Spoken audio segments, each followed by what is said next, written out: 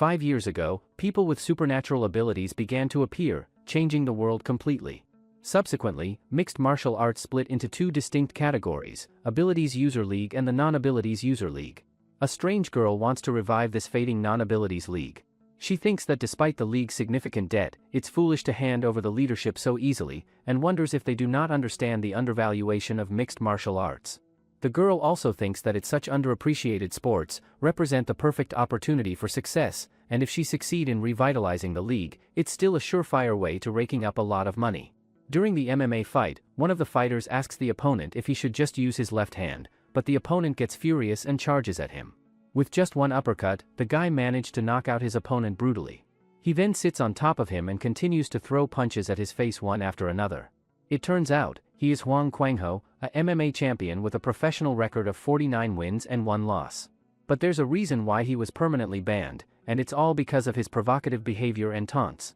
However, it's not just limited to taunts but because of his dirty fighting style, and because of a certain incident. From the girl's perspective, Kwangho is absolutely crucial to what she is trying to accomplish, especially right now during this particular stretch in the league when all the key indicators have hit their highest point. She thinks to herself that most people around them probably have no idea what is really going on, but she can see clearly that every single stunt this guy pulls is completely calculated for maximum publicity, and that he carries a genuinely rare and natural-born talent for drawing attention to himself that most people could never replicate no matter how hard they tried. What makes the whole thing even more baffling to her, however, is the stark contrast between that brilliance and his actual day-to-day behavior, because ever since his comeback, Kwangho has been moving through life like an absolute lazy sloth and spending the vast majority of his time doing nothing more than endlessly scrolling through TikTok like he has not a single care in the world. The girl reaches her limit and lets her frustration out, reminding him sharply that the whole reason she brought him back was on the specific condition that he would actually help with improving the ratings and deliver on that promise. Kwangho then holds up his phone and shows her a collection of articles that have been making the rounds online, all of them centered around fighting-related content. The girl looks through them and immediately gets excited about the concept of a fight being set up between an ability user and a non-ability user, thinking to herself that viewers are absolutely going to eat that kind of content up. She wastes no time and heads straight out to go scout an ability user for the matchup, and before long she spots one and walks over to approach them. The ability user stops her before she can get too far into her pitch and warns her that when someone awakens their abilities, their physical capabilities get noticeably enhanced across the board as a side effect, and that this makes interactions with them genuinely dangerous for regular people who do not have any abilities of their own. Kwangho starts throwing provocations at him one after another, but none of it lands the way he wants it to, as the ability user simply kicks them both out without taking the bait. That same evening, the girl comes back and tries to meet with the ability user again, but this time around he responds by shoving her hard to the ground the moment she gets close enough. The girl immediately starts apologizing and trying to explain herself for what happened earlier, but the guy is not interested in hearing any of it and moves to attack her anyway. Kwangho manages to get there just in time and pulls her out of the way at the very last second before anything serious can happen. He then steps up and goes head-to-head directly against the ability user himself, and the sheer level of performance he puts on display is enough to genuinely shock the girl who is watching from the side. Kwangho goes toe-to-toe with the ability user who has 6 arms and does not back down for even a moment, even landing a clean punch directly into his face at one point during the exchange. As the fight goes on, Kwangho methodically manages to break his bones one by one until the ability user has nothing left to fight back with. After everything settles down and the fight is over, Kwangho casually reveals that he had been recording the entire thing on his phone from the very beginning. He explains to the girl that the more people who are watching something like this live, the easier it becomes to frame the whole thing as clear-cut self-defense when anyone tries to question it afterward. Kwangho then turns back to the live stream and starts provoking every other ability user he can see watching, going through them one by one, until the girl finally steps in and puts a stop to it before things can escalate any further. Kwangho's provocation spread like wildfire, and this kind of provocation wouldn't normally cause such of a stir. The girl gets annoyed to hear people talking about this all the time and wonders what would happen if Kwangho loses to an ability user. Provocation is the superiority complex of the ability user, and the sense of injustice felt by those non-ability users. That day, Kwangho gets bored sitting in the office wondering why a single ability user hasn't approached him yet. Out of nowhere, the girl starts laughing like a maniac as if a ghost just exchanged souls with her. Kwangho looks at her expression and thinks to himself that she might actually be coming to him with some good news for once, but the girl completely switches up her attitude and tells him that there is indeed some good news, and that good news is that Kwangho has been permanently banned once again. She also calls him out on the fact that his honorifics have completely disappeared from how he speaks to her and demands to know why he has been talking to her so informally ever since the last incident. Kwang Ho shrugs it off and says that since he is going to end up getting expelled either way, there really is not much point in keeping up with honorifics at this stage. Kwang Ho then looks at her and says that he can tell she is panicking right now and wants her to understand that she is now sitting in exactly the same boat as him whether she likes it or not. He also points out that no matter how many times she goes around telling people that she had nothing to do with any of this and that everything is entirely Kwang Ho's fault alone, people out there are simply not going to buy that story and she is going to be tied to it regardless of what she says. The girl then asks him straight up whether saving him in the first place was all just part of some plan leading to this exact moment, and Kwang Ho looks at her and says that it really does not matter either way at this point. The girl then lashes out on him saying this provocation is the bigger issue and if he loses the first match, all this attention will go into criticism. She also asks him if he has a plan hoping that he does, but Kwang Ho straight away says that he has no plan. Out of nowhere, a guy wearing a suit teleport in the room, saying he is someone who isn't afraid of Kwang Ho. Kwang Ho asks him if he wants to fight here, but the guy says that if they will fight, they are going to fight at the pro arena. Before any of that gets settled, the ability user turns to Kwang Ho and asks him to go ahead and try landing a punch on his jaw just once to see what happens. Hearing that, the girl immediately jumps in and tells Kwang Ho not to fall for such an obvious provocation and tells him to just calm down and ignore it. Kwang Ho reassures her with a relaxed expression that he is not going to do anything and that she does not need to worry about it. Then in an instant that catches everyone off guard, Kwang Ho drives a punch straight into the guy's jaw without any further warning, and rather than getting angry about it the guy just looks at Kwang Ho and tells him that he likes him. After that moment passes, the guy's assistant steps forward and starts reading through the details of the match contract out loud, and when Kwang Ho's girl goes through it herself she quickly realizes that the terms laid out in it are remarkably and surprisingly favorable to their side in ways she was not expecting at all. Before the ability user leaves, he manages to break through one of the walls on his way out, and the girl immediately insists that the cost of repairing that needs to be included and compensated for somewhere in the contract as well. Within the DK League, fighters are organized and assigned to matches based on a ranking system built around colors, and sitting at the very top of that color hierarchy is black, which represents the highest and most elite tier a fighter can reach. As it turns out, this rare and prestigious distinction has currently only been granted to 3 fighters, and one of them is a man named Paul Roney who goes by the nickname Terminus. The reason that nickname has stuck to him is straightforward and impossible to argue with, which is the simple fact that every single fighter who has ever stepped up to face him has always ended up meeting their own personal terminus by the time the fight is over. Later on, the girl is still sitting deep in her own thoughts, turning the situation over and over in her head as she thinks about the fact that there are only 9 days left until the big day arrives. She keeps coming back to the same problem, which is that she needs to find some kind of way to either put a stop to the match before it happens or find a legitimate reason to terminate the contract entirely. When she finally steps out of her building and heads outside, she is immediately met with the sight of a crowd of reporters completely surrounding Kwang Ho, and one of them is already getting visibly heated and lashing out at him. The reporter is furious because Kwang Ho had publicly said he was not going to be training, but footage of him doing exactly that has been leaking out everywhere and completely contradicting what he told everyone.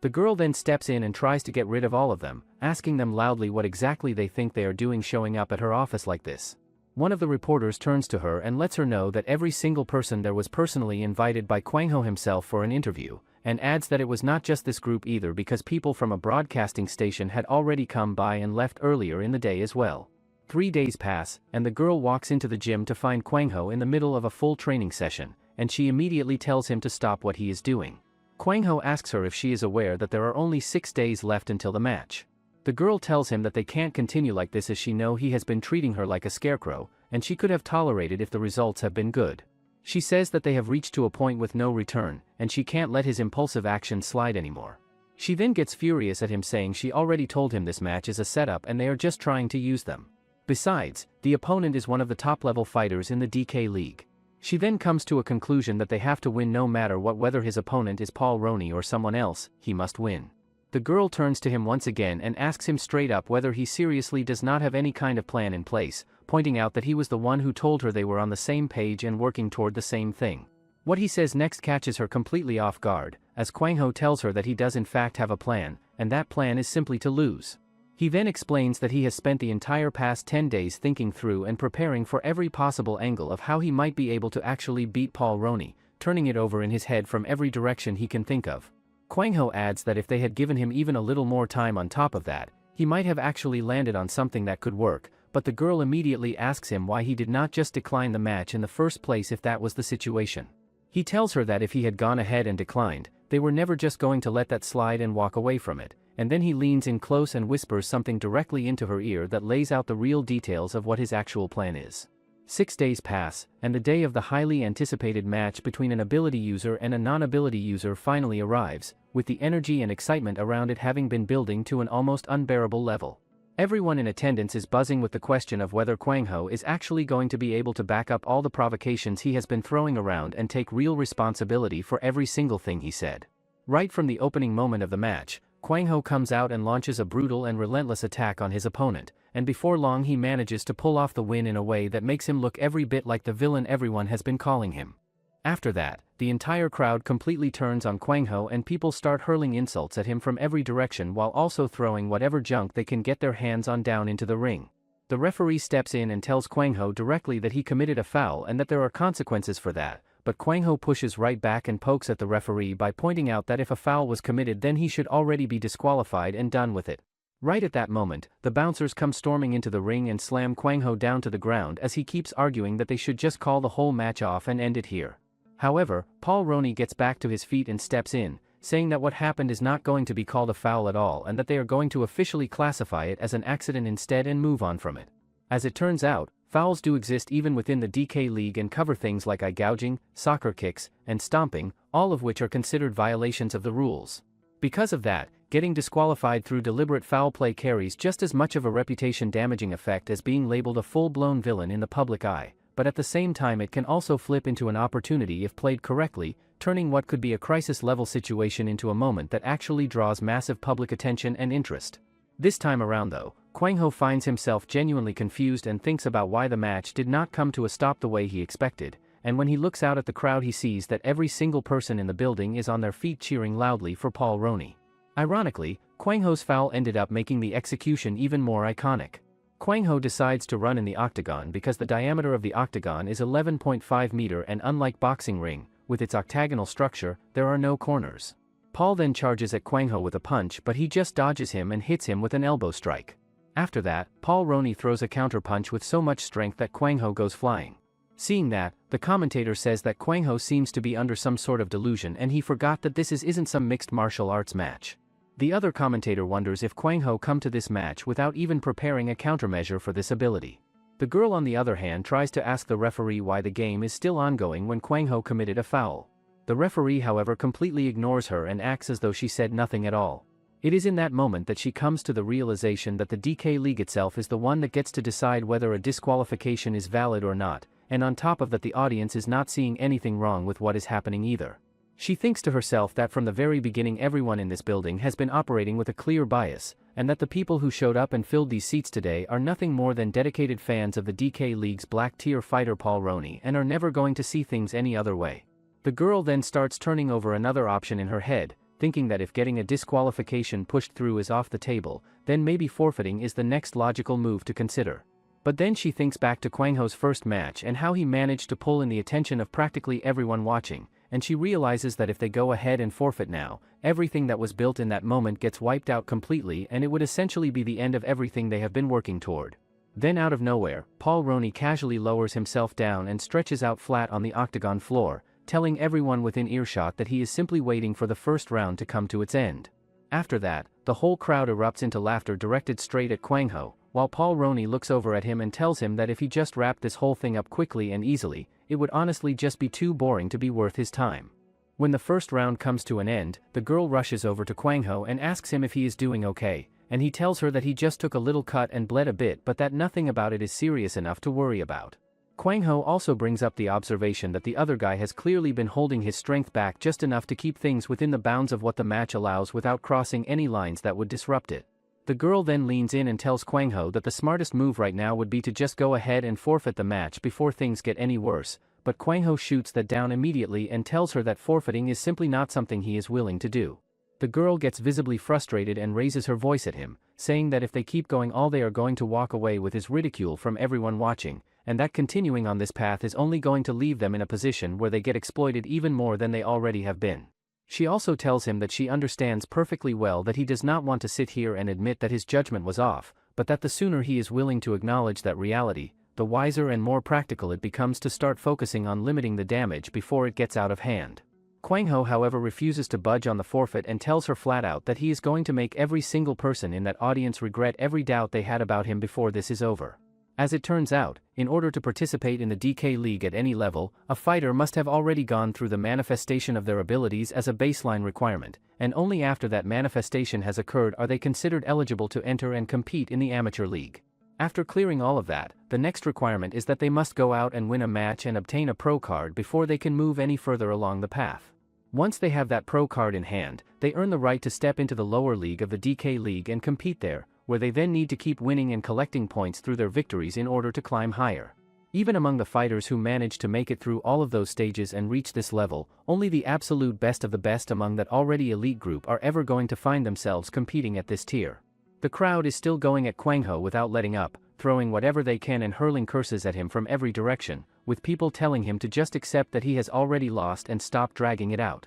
The fight continues with the opponent coming straight at Kwang Ho and loading up for a punch, but the moment the strike comes out, the opponent immediately realizes that something has gone very wrong as his own fingers end up broken from the exchange before he can even process what happened. After that, Kwang Ho does not hesitate and launches himself forward, connecting with a high kick that comes completely out of nowhere as far as everyone watching is concerned, and the impact of it sends a wave of shock rippling through the entire audience who had not seen it coming at all. While Paul is still trying to gather himself and fire something back, Kwang Ho is already loading up and throws another kick directly into his face before he gets the chance. The audience immediately starts calling it another foul, but Kwang Ho just smiles at them with that devil-like grin of his and casually says that it was nothing more than an accident. He then continues to lay into Paul with a level of mercilessness that starts making the audience genuinely uncomfortable, and people begin yelling at him from the stands to stop and let up already. Kwang Ho turns to the crowd and responds by holding up his pinky finger in their direction, making it perfectly clear that their opinions mean absolutely nothing to him and he could not care less what they think. Paul is lying there injured and looks up at Kwang Ho, asking him why he has not gone ahead and finished it yet, telling him that at this point it does not matter whether it was a foul or outright cheating because the win belongs to Kwang Ho regardless of how he got there. Then out of nowhere, something shifts and Paul suddenly gets his full abilities back all at once, and he immediately pushes himself up and moves toward Kwang Ho, revealing that the reason he never went for the knockout earlier was because he wanted to see what Kwang Ho looked like when he was operating at his absolute full strength. Kwang Ho looks at him and tells him straight that he is way too full of himself going around saying things like that out loud. Kwang Ho then says that the reason he did not wrap things up early on his own end was simply because finishing it off too quickly and easily would have made the whole thing incredibly boring, and where is the fun in that? In non-championship matches, the third round is always the final one, and that means everything that happens in this round is going to determine who walks away with the win. For the very first time, the girl calls out Kwang Ho's name and tells him to go out there and give it absolutely everything he has got without holding anything back. Hearing that coming from her catches Kwang Ho genuinely off guard, and he looks over at her and says that he honestly thought she was about to launch into one of her preacher mode speeches again like she always does. The girl has a whole flood of things running through her head that she wants to say to him right now, but she knows deep down that none of it is going to make any real difference at this point in the match. So instead, she just starts screaming at him that she wants to know what his plan actually is and what he has been holding back this whole time. After that moment passes, Paul steps forward and extends his hand toward Kwang Ho, pointing out that the two of them never actually greeted each other properly before any of this started. Kwang Ho looks at the outstretched hand with suspicion and asks him why he is going for a handshake right now, wondering out loud whether this is some kind of trick to break his arm while his guard is down. After they go through with the handshake, both fighters make their way back to their starting positions, and with everything set the third and final round get officially underway. As it turns out, Paul Roney's ability is rooted in vibration, and by channeling and directing those vibrations at his opponent he is able to progressively numb their senses and strip away their ability to perceive and react to what is happening around them. Meanwhile, a guy wearing a suit is watching the match, thinks that a non-ability user is standing best against a DK League black member, which is amazing. Back to the match, Kwang Ho notices that his sense of touch has gone missing, and he is stuck in one place. However, when Paul tries to attack him, he grabs his arm saying at this level, he will somehow manage. Kwang Ho continues to kick him on his face while grabbing his arm tightly. Unexpectedly, Paul throws him in the air, and when he gets down, he punches him straight in the chest. Paul looks down at him and asks him how it feels to be completely betrayed by his own senses and left with nothing to rely on. Paul notices that Kwang Ho is not responding or saying anything back, so he turns to the referee and tells him to go ahead and announce his victory so they can get this wrapped up. Right at that moment, however, Kwang Ho starts trying to pull himself back up onto his feet as something clicks and he begins piecing together what actually happened to him. Paul tells him that the moment he experienced his ability firsthand, Kwang Ho's own senses recognized on some instinctive level who the stronger person in the room was, and that recognition is exactly what caused them to turn around and betray their weaker owner without any resistance. Kwang Ho then reaches up and grabs Paul by the neck and tries to drive a headbutt into him, but Paul reads it without any difficulty and simply punches him straight in the face before it can connect. Paul then tells him that it is a real shame but that the moment he activated Terminus, the outcome of this whole thing was already decided and sealed before Kwang Ho even had a chance to process what was happening to him. He explains further that vision, touch, and hearing are all just a matter of time, and that before long more and more of Kwang Ho's senses are going to stop listening to him and start obeying Paul instead. He also admits that winning in this particular way is not something he personally enjoys, but that it is not like he has the option of actually losing to someone as weak as the person standing in front of him. Paul then winds up and moves in to deliver the final blow that will end everything, but he catches a kick straight to the face out of nowhere, and a voice tells him that he is going to have to beat his own senses to get there first. 3 days earlier, the girl had sat down with Kwang Ho and pointed out that he already had a pretty solid chance of getting disqualified at some point anyway, so she asked him straight up what exactly he was planning to do about any of it. Kwang Ho then started rattling off all kinds of random things without much of a clear direction to any of it, and as she listened the girl found herself thinking that the way he talked so freely and all over the place like that might actually be its own form of mental training in some strange way. Snapping back to the present, the girl is standing there with her jaw practically on the floor as she watches Kwang Ho laughing like an absolute maniac, and the thought running through her head is that he actually went ahead and pulled it off somehow. The commentators are equally stunned and cannot hide it, going on about how they cannot believe that Kwang Ho has actually managed to crack Paul Roney's Terminus ability right there in front of everyone. The other commentator jumps in and starts breaking down what they think happened, explaining that it appears to have been the result of an extremely powerful shock to the head that unintentionally disrupted and cracked the ability that Paul had already delivered and embedded into Kwang Ho's brain. Paul himself then starts laughing and looks over at Kwang Ho, calling him flat out crazy and pointing out that no ordinary or regular shock would ever be enough to pull something like that off, and that attempting something like that is simply not something any person in their right mind would ever even consider trying in the first place. After that, Kwang Ho launches himself straight at Paul and starts throwing punch after punch directly at his face without letting up. He works through every kind of attack he has in his arsenal, mixing in heavy strikes immediately after light ones to keep Paul guessing, and even going for a submission attempt somewhere in the mix to keep things unpredictable. At this point, what remains is a technique that has been pushed and refined to a level that can only really be described as superhuman. Before Kwang Ho can get there and set it up properly, Paul brings both of his hands up and locks himself into a tight defensive position to cut off the angle. Kwang Ho then looks at him and points out that there is not a whole lot of time left in the third round, so rather than the two of them standing around burning through what little is left, they might as well find a way to bring things to a finish quickly and make it count. Kwang Ho then tells him to go ahead and drop that guard of his and come at him with Terminus one more time and give it another real shot. He lays out what he is proposing, telling Paul that he is going to throw Terminus at him while Kwang Ho will be coming back at him with his own killer move, and they can see whose lands first and whose lands harder. Then, completely in line with who Kwang Ho is as a person and the fact that he has never really carried the kind of pride that most fighters feel obligated to uphold, he uses the cover of that whole conversation as a distraction and launches an attack right in the middle of it, targeting Paul's already injured right eye with a calculated and deliberate strike while Paul is still in the middle of processing what was just said. Coming from a blind spot that Paul simply cannot see, Kwang Ho tricks him into thinking a high kick is coming by selling the setup convincingly, then changes the trajectory of the kick midway through and sends it somewhere completely different than where Paul was expecting it to land. It is a low and scrappy way to fight and nobody is going to call it pretty, but the reality is that this kind of deceptive and unpredictable approach is the only thing that is realistically going to work in Kwang Ho's favor against someone like Paul. Kwang Ho keeps right on going and continues hammering away at him, holding on to the belief that if he keeps applying relentless pressure and keeps hitting without letting up, something is eventually going to give and break through. In the very last second of the exchange, Paul lands a devastatingly powerful strike on Kwang Ho and the reaction from everyone watching is immediate, with people calling out urgently for the medical team to get into the octagon as fast as they possibly can, because even a punch to the chin that gets partially blocked can carry enough force to be genuinely life-threatening. However, Paul steps in front of the medical team and physically stops them from entering the octagon, and the reason becomes clear as Kwang Ho is still standing and has somehow managed to withstand Paul's attack, having taken a direct and clean hit to the chin and staying on his feet through it. With only 20 seconds remaining on the clock, both fighters dig into whatever they have left and keep going at each other without backing down. They push through every last second until the final call to end the match is announced, and even in that very last moment both of them manage to throw one final punch at each other before it is all over. On their way back from everything, Kwang Ho tells the girl to swing by the rest area because he is starving and needs to eat something. The girl heads off to use the restroom, and when she comes back out and turns the corner she gets the shock of her life finding Kwang Ho completely unconscious and flat out on the ground. Later that night, the girl ends up having to carry Kwang Ho all the way back to his apartment on her back, and by the time she gets him there her spine is feeling like it has been put through the ringer from the effort of hauling him the whole way. As it turns out, the match has officially been recorded as concluded, and even though the result goes down as a decision loss for Kwang Ho, the fact that a black-tier top fighter failed to finish off a non-ability user through a knockout victory is the kind of outcome that has the potential to create a very significant and far-reaching issue within the league going forward.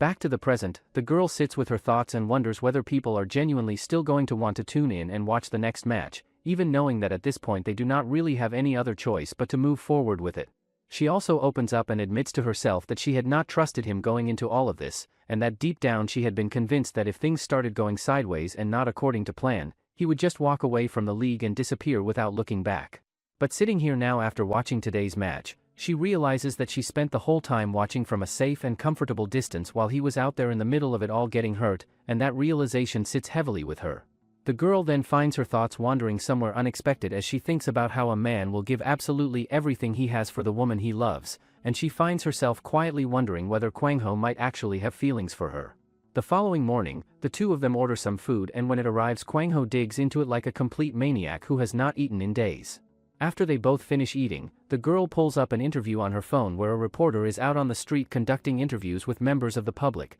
asking them how they perceived the fight between Kwang Ho and Paul the day before and what their overall takeaway from it was. As it turns out, the interview that follows does not go well at all as person after person lines up to express their absolute hatred toward Kwang Ho, with people saying he was nothing more than a loser the whole time and that someone like him deserves to be put behind bars. The girl moves quickly to shut the interview down before it gets any worse, but Kwang Ho reaches out and stops her from doing it. The reporter then steps back and gives his honest read on the situation, saying that the responses they are getting from the public are clearly not looking good and that it is pretty obvious the approach that was taken came across as way too aggressive, with a significant number of people walking away genuinely angry about the whole thing. Then the reporter does something unexpected and tosses his stuff aside before turning to the camera and saying that anyone who has been following and watching fighting sports for a long time already knows exactly what kind of fighter Kwang Ho really underneath is all of the noise and controversy surrounding him. The reporter then puts the question directly to the public and asks whether people want to see another fight from him, and the answer that comes back is that people have actually started to become a little bit interested and that there is a growing curiosity about how exactly he is going to manage to pull off a win the next time around. The moment Kwang Ho and the girl hear that response coming back from the public, the two of them completely lose their composure and start shouting with excitement, because that is exactly the kind of reaction they had been hoping and working toward this whole time.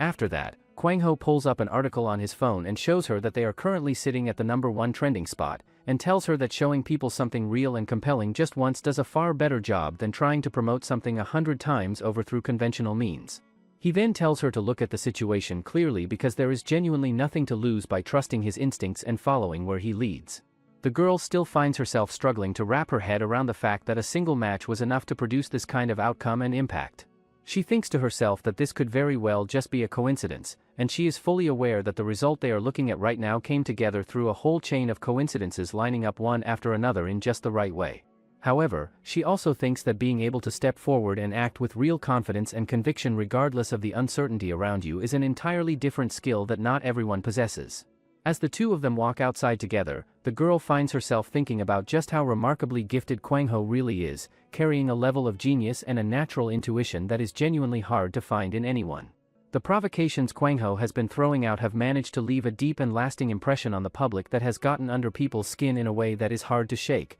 and the results he has achieved through that approach are nothing short of astonishing when she actually stops and looks at the numbers. A few days pass and the girl sits down to check on things, and what she finds is not encouraging as the traffic numbers are clearly on a downward slide and even their real-time search rankings have taken a noticeable hit, which leads her to the conclusion that they are missing something important that is needed to keep the momentum going. Out of nowhere she hears a loud and unpleasant noise coming from nearby, and when she looks over she finds that Kwang Ho is in the middle of blending together what can only be described as a truly disgusting looking chicken breast shake like it is the most normal thing in the world. The girl immediately loses her patience and lets him have it for doing something that revolting right in front of her without a second thought. The frustration then bubbles over into something deeper as she breaks down and thinks to herself that there is genuinely nobody else in her life right now besides this one guy that she can actually put her trust in and rely on, which is both a comforting and a terrifying realization at the same time. Kwang Ho looks over at her and asks if she actually has a problem with something, because from where he is standing everything is moving along exactly according to the plan and there is nothing to panic about.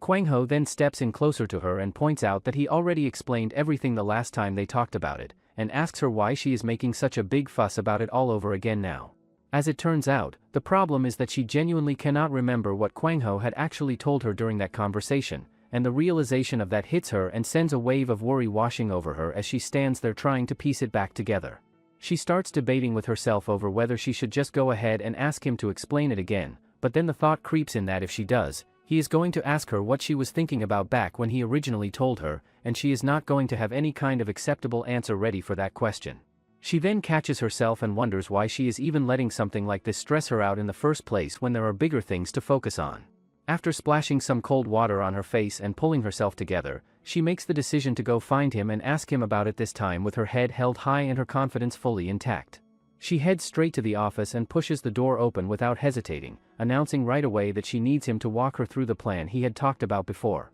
What she finds on the other side of that door however stops her completely in her tracks, as she discovers Kwang Ho sitting alone in the office with another girl that she was not at all expecting to find there. The girl who is sitting in the office tells the other girl to go ahead and report what is happening because she is being threatened right there in that room. Upon hearing that, Kwang Ho's manager completely loses it and slaps him hard across the face, telling him that she had genuinely put her trust in him and this is what she gets for it. Kwang Ho then moves quickly and wraps his arm around her neck, locking it in and asking her why on earth she had to go and do that when everything was actually going so well up until that moment. After putting her to sleep, he carries her over and drops her onto the sofa before turning his attention back to the other girl, who looks at him and says that now that there is nobody left to get in the way and interrupt them, they should pick up right where they left off. The girl then gets to the point and tells Kwang Ho straight up that the DK League has absolutely no intention of putting another match on the schedule for him. Kwang Ho stops and asks her if he heard that correctly and then wants to know the reasoning behind a decision like that. The girl tells him that she is fully aware of what he is trying to do, and that his goal is to use a rematch to keep feeding the temporary wave of popularity that MMA has been riding and sustain the buzz that has been building around it. She then goes on to explain that the reasoning behind this whole situation actually works in his favor in a strange way, because the DK League wants, or more accurately needs, a rematch with him in order to repair and restore the reputation that took a hit from how things went down in their last encounter. Kwang Ho then tells her to arrange the match, but she says that it's not that simple. The girl says that he disrespected the Black Rank Paul Roney and this is not about the foul, the core issue is that he defiled the symbolism that Black Rank holds. However, Kwang Ho says that there might be some kind of misunderstanding because he never committed a foul as it was just accident. The girl then changes the topic and says that Kwang Ho's office is quite small except for the view, which is good. Kwang Ho replies that it's small because they destroyed their original place, but the girl asks him if this is also the inevitable fate of a weak league. Kwang Ho tells her that he has had enough of listening to what sounds like a whole lot of nonsense, and cuts straight to it by telling her to just get to the actual point of why she is here. He then moves in closer to her and says that if the stuff she has been talking about was really the main issue she needed to address, she would not have gone out of her way to come down here and say it to him in person, which tells him there is something more to it. The girl shifts uncomfortably under his gaze and stands up and then tells him that she actually has two pieces of good news to share with him. She starts explaining that while the actions Kwang Ho has committed are not something that can simply be swept under the rug and ignored, they have taken a close look at his overall performance and the kind of attention-grabbing gimmick he brings to the table, and have come to the conclusion that he is simply too valuable to just throw away and write off. Because of that, they have made the decision to go ahead and grant him a pro card. She then clarifies the terms by explaining that he is not going to be permitted to participate in the official DK League itself, but that he is fully eligible to compete in the lower pro leagues operating beneath it. Kwang Ho, however, does not even let her finish before he flat out refuses the offer without any hesitation, so the girl quickly adds that if he manages to rack up 3 points by winning matches in the lower pro league, that would make him eligible to step up and compete in the official DK League as well. Kwang Ho then asks her about the second good news, and she says that the previous match he all called to as an execution match, even the DK League is struggling with Paul's unilateral actions. She also reveals that she has taken all the blame and has been penalized, and the specific of the punishment is to assist Kwang Ho. She then says that she will join this sinking team. Before long, the lower Pro Division finals of the DK League arrive, and whoever manages to come out on top in this match is going to be one significant step closer to making their official debut in the DK League itself. Kwang Ho's opponent comes out acting completely unhinged, declaring loudly that he is going to defeat Kwang Ho no matter what it takes and that he is going to bring justice to the world in the process. He also goes on to say that all the popularity that came from stirring up the conflict between the ability user and non-ability user match was nothing more than a carefully constructed setup from the very beginning. As it turns out, Kwang Ho handles the whole thing without much trouble at all and takes the Dreamer guy down with relative ease, earning himself one more point in the process, which means he now only needs 2 more points to reach his goal. Kwang Ho stands there afterward and finds himself genuinely frustrated, wondering out loud why none of the more significant fights he has already been through count toward his total, pointing out that he has already gone up against a black rank fighter, so why exactly does he need to keep burning through his time and energy dealing with people who are complete nobodies in the grand scheme of things. Kwang Ho's manager then pulls him aside and tells him that he needs to at least take a proper break at this point, because no matter how straightforward the matches might seem to him, this is already his 5th fight in a row without any real rest in between. Kwang Ho however brushes that off completely and refuses to take any kind of break, saying that he has a record to set and that alone is enough reason to keep pushing forward, and that he is not stopping until he has made his point to the people who need to hear it. After that, Kwang Ho goes out and takes down 2 more opponents back to back, adding 2 more points to his total in the process. Kwang Ho then turns to the representative and tells her to go ahead and get the next match lined up and arranged as soon as possible, but his manager is standing there watching all of this and the concern on her face is impossible to miss,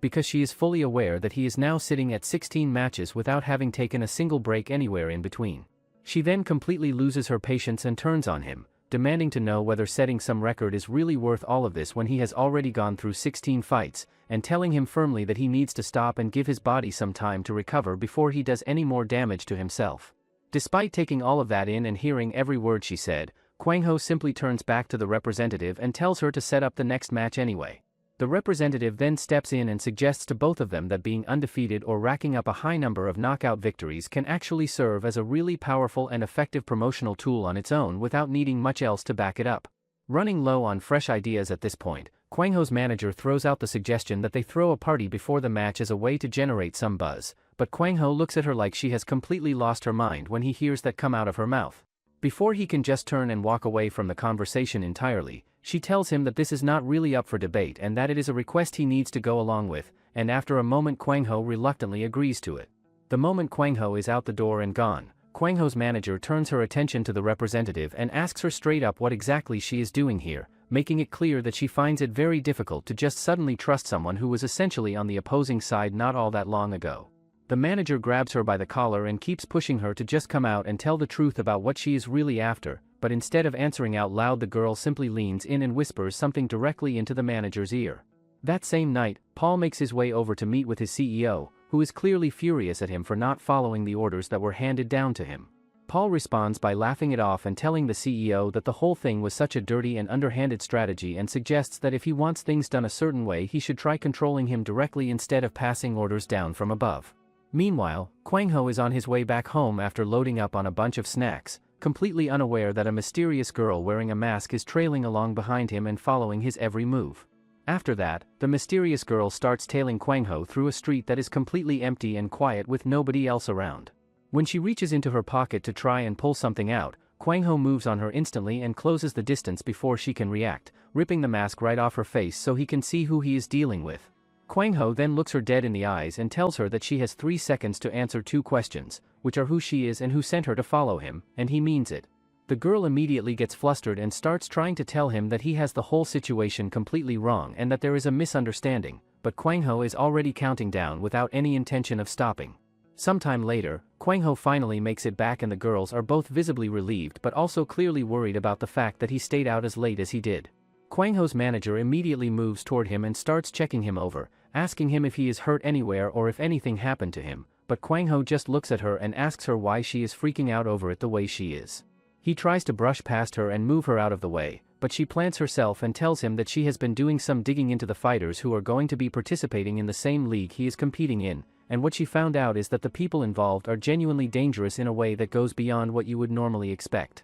Kwang Ho tries to downplay it and says that she might just be blowing things out of proportion, but the girl shakes her head and tells him that these people are the type who would not hesitate to do something outside of the match itself if it meant guaranteeing that they came out on top. Kwang Ho then says that he know what she were worried about, and asks if she think he haven't dealt with types like them before. He tells her not to worry about him, but the girl says that all the fighters participating in the next match belong to the same cult, and they are a powerful cult that worships power. Kwang Ho, who looks completely non-serious, asks her where did she get the information from. Earlier, the manager begged the representative that she wants to help Kwang Ho, so she should tell her some insider information about the DK League. Back in present, the representative asks Kwang Ho if he saw anyone suspicious on his way here. Earlier, the girl that Kwang Ho caught following him told him that she came here to get a sign and it was a misunderstanding, but Kwang Ho still punched her hard in the face. Back in present, Kwang Ho tells them that they should get their party started and just not think about those idiots. Meanwhile, somewhere completely separate from everything else going on, a group of cult members are gathered together in a meeting when an old man turns to a bald guy sitting across from him and asks him directly why he has crossed over into their territory without any invitation or permission. The old man then gets up and moves in closer to him, telling him that he has been hearing all kinds of rumors about how this man and his group worship power, and that according to the core tenets of his own faith he himself embodies power in its truest form, which means the bald guy ought to be listening to what he has to say. The bald guy takes that in and tells him that it is true that they do worship power, and while they do not go around framing everything they do through a simple black and white lens of good versus evil, there is more to say on the matter. Before that conversation can go any further, however, the bald guy reaches up and shrugs his jacket off his shoulders and charges straight at the old man's companions without any further warning. He proceeds to work through each one of them with a level of mercilessness that leaves no room for any kind of comeback, taking them apart one by one while the old man stands back and watches, asking him whether he has any fear at all of divine punishment coming down on him for what he is doing. The bald guy then walks slowly and deliberately toward the old man, telling him that he can go ahead and pray to whatever god he chooses to follow, but that the only thing he should really be asking that god for right now is salvation. Meanwhile, Kwang Ho and the girls are in the middle of the party that was planned, but the one who is going the hardest on the drinks turns out to be the manager, who keeps reaching for more juice at a rate that has everyone a little surprised. The other girl looks over and wonders out loud whether she is drinking a bit too much, but Kwang Ho just shrugs and tells her to leave her alone and let her enjoy herself. The following morning, the manager drags herself awake and the very first thing she does before anything else is down a large amount of water to get herself feeling like a human being again. As she is coming back to her senses, she thinks about how it has genuinely been a long time since she last slept that deeply and that soundly, and she also notices that despite how much juice she put away the night before, she actually feels surprisingly decent all things considered. When she wanders over to the window and looks outside, the sight of a massive ocean staring back at her is enough to send a jolt of panic straight through her. Kwang Ho then appears and tells her that they went ahead and threw the party just like she had asked for, but the manager immediately turns on him and lets him know exactly how she feels about the fact that he moved her while she was completely asleep without asking or telling her anything.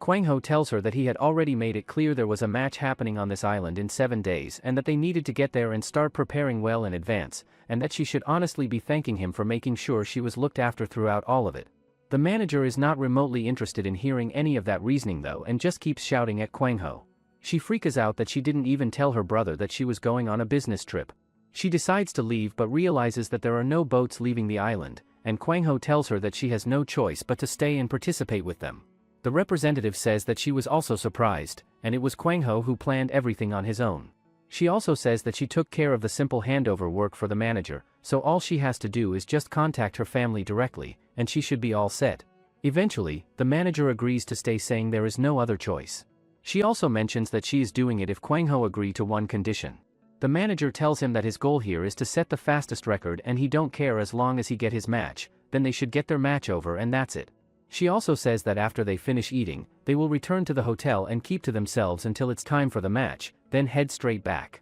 She also says that she will let this whole incident slide if he keep that promise, but Kwang Ho is curious whether it's because of that cult. The moment that comes out of his mouth, every single person sitting in the restaurant turns their heads and starts looking over in their direction, so the girl moves quickly and shushes him before the attention gets any worse than it already is. Kwang Ho then lowers his voice and explains that everyone around them in this place is just a tourist anyway, since the island is well known for its beautiful natural scenery and is nothing more than a popular tourist destination at the end of the day. Kwang Ho then lays out what the plan is, telling her that he is going to use the time here to train, that they are going to keep their heads down and stay out of the spotlight, and that once the match is done they are going to pack up and head straight back without any unnecessary detours. Kwang Ho then looks at her and asks her what era she thinks they are living in that she is sitting around worrying about something like that, pointing out that this is not some remote and isolated wilderness in the middle of nowhere, and that if anything does happen to go wrong he will be right there to protect her. That night, the manager steps out alone to get some fresh air down on the beach, and as she walks along, she finds her thoughts drifting to Kwang Ho in a way she does not entirely expect.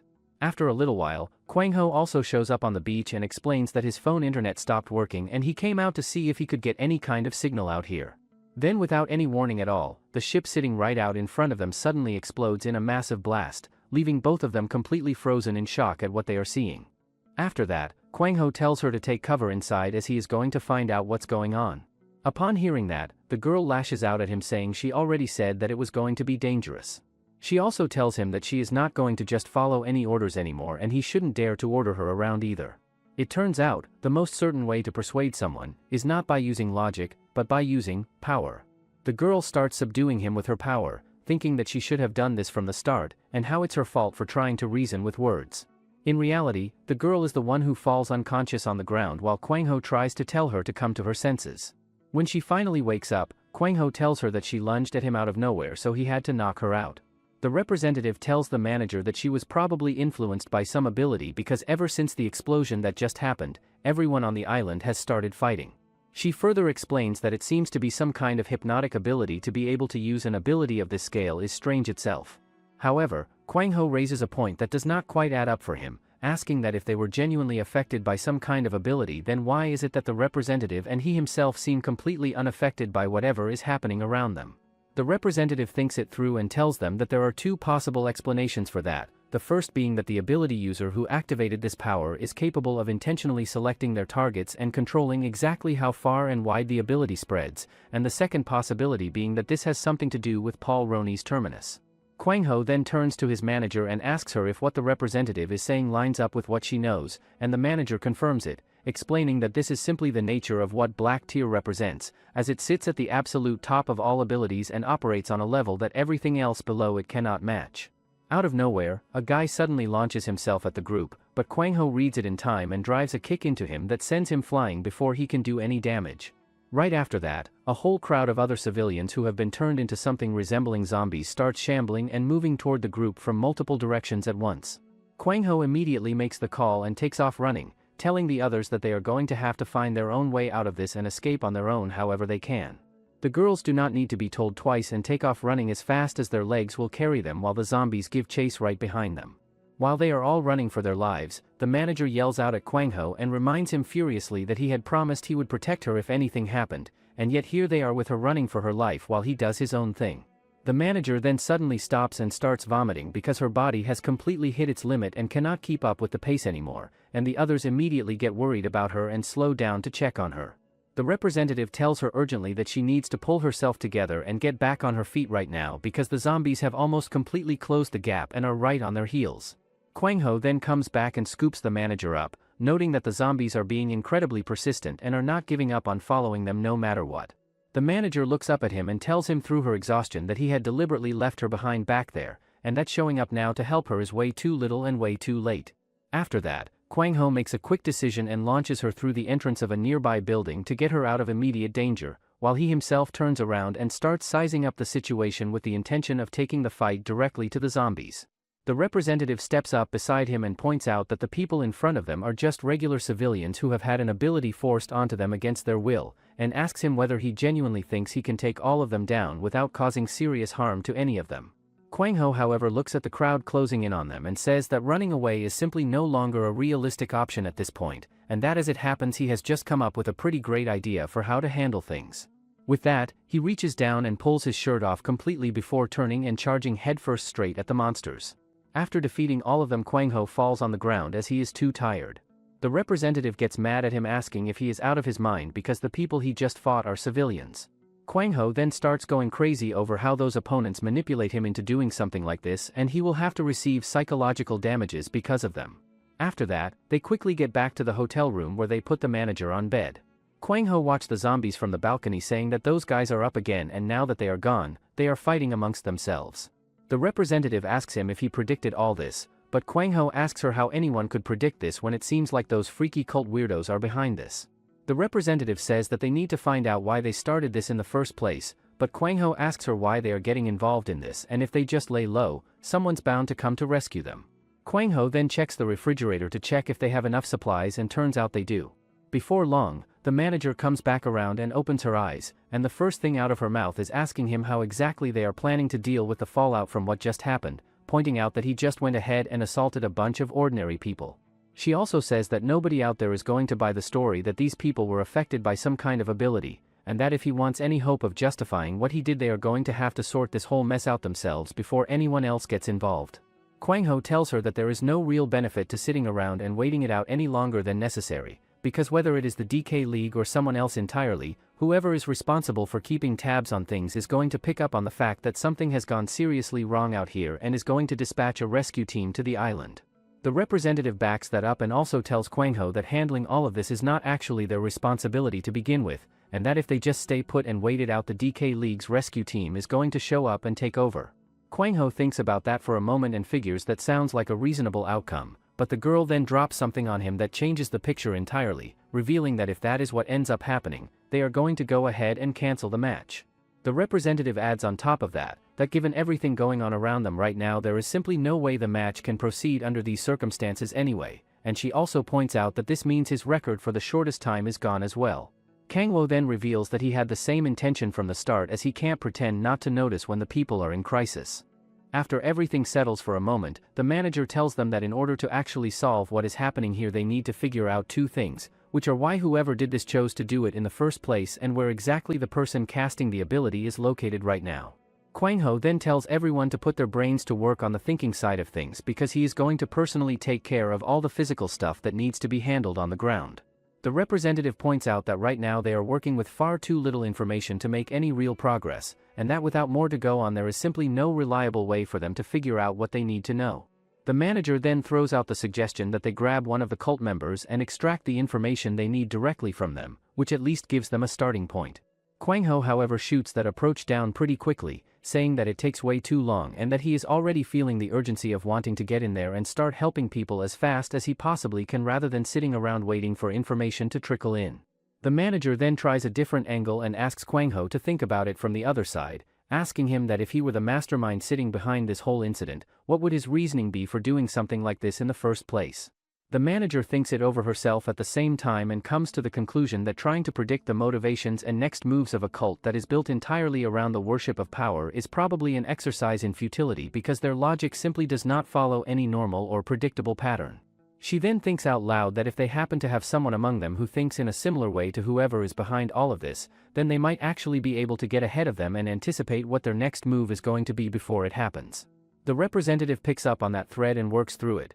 saying that this is a cult that worships power and manipulates people around them as a means of achieving whatever they are after, but that if they flip that thinking completely on its head, it is possible that making people fight each other was never just a method for them but was actually the goal itself all along. She also adds that the simplest explanation for why they are doing any of this might just be that they want to show off and flaunt their power in front of as many people as possible, and the manager thinks about that and comes to the unsettling conclusion that if that is actually the case, then there is really no clear way to put a stop to it, because there is no endgame to target. She thinks further and says that what they really need is to understand what this group is ultimately trying to accomplish, so that they can either use that knowledge to lure them out into the open or find a way to shut the whole thing down at its source. Kwang Ho then cuts in and tells them that he actually knows a way to draw them out and get them to show themselves. The following morning, all three of them pile into a car that they helped themselves to from a nearby parking lot and hit the road. The manager gets behind the wheel and drives so aggressively and recklessly that Kwang Ho nearly gets thrown right out of the car at one point,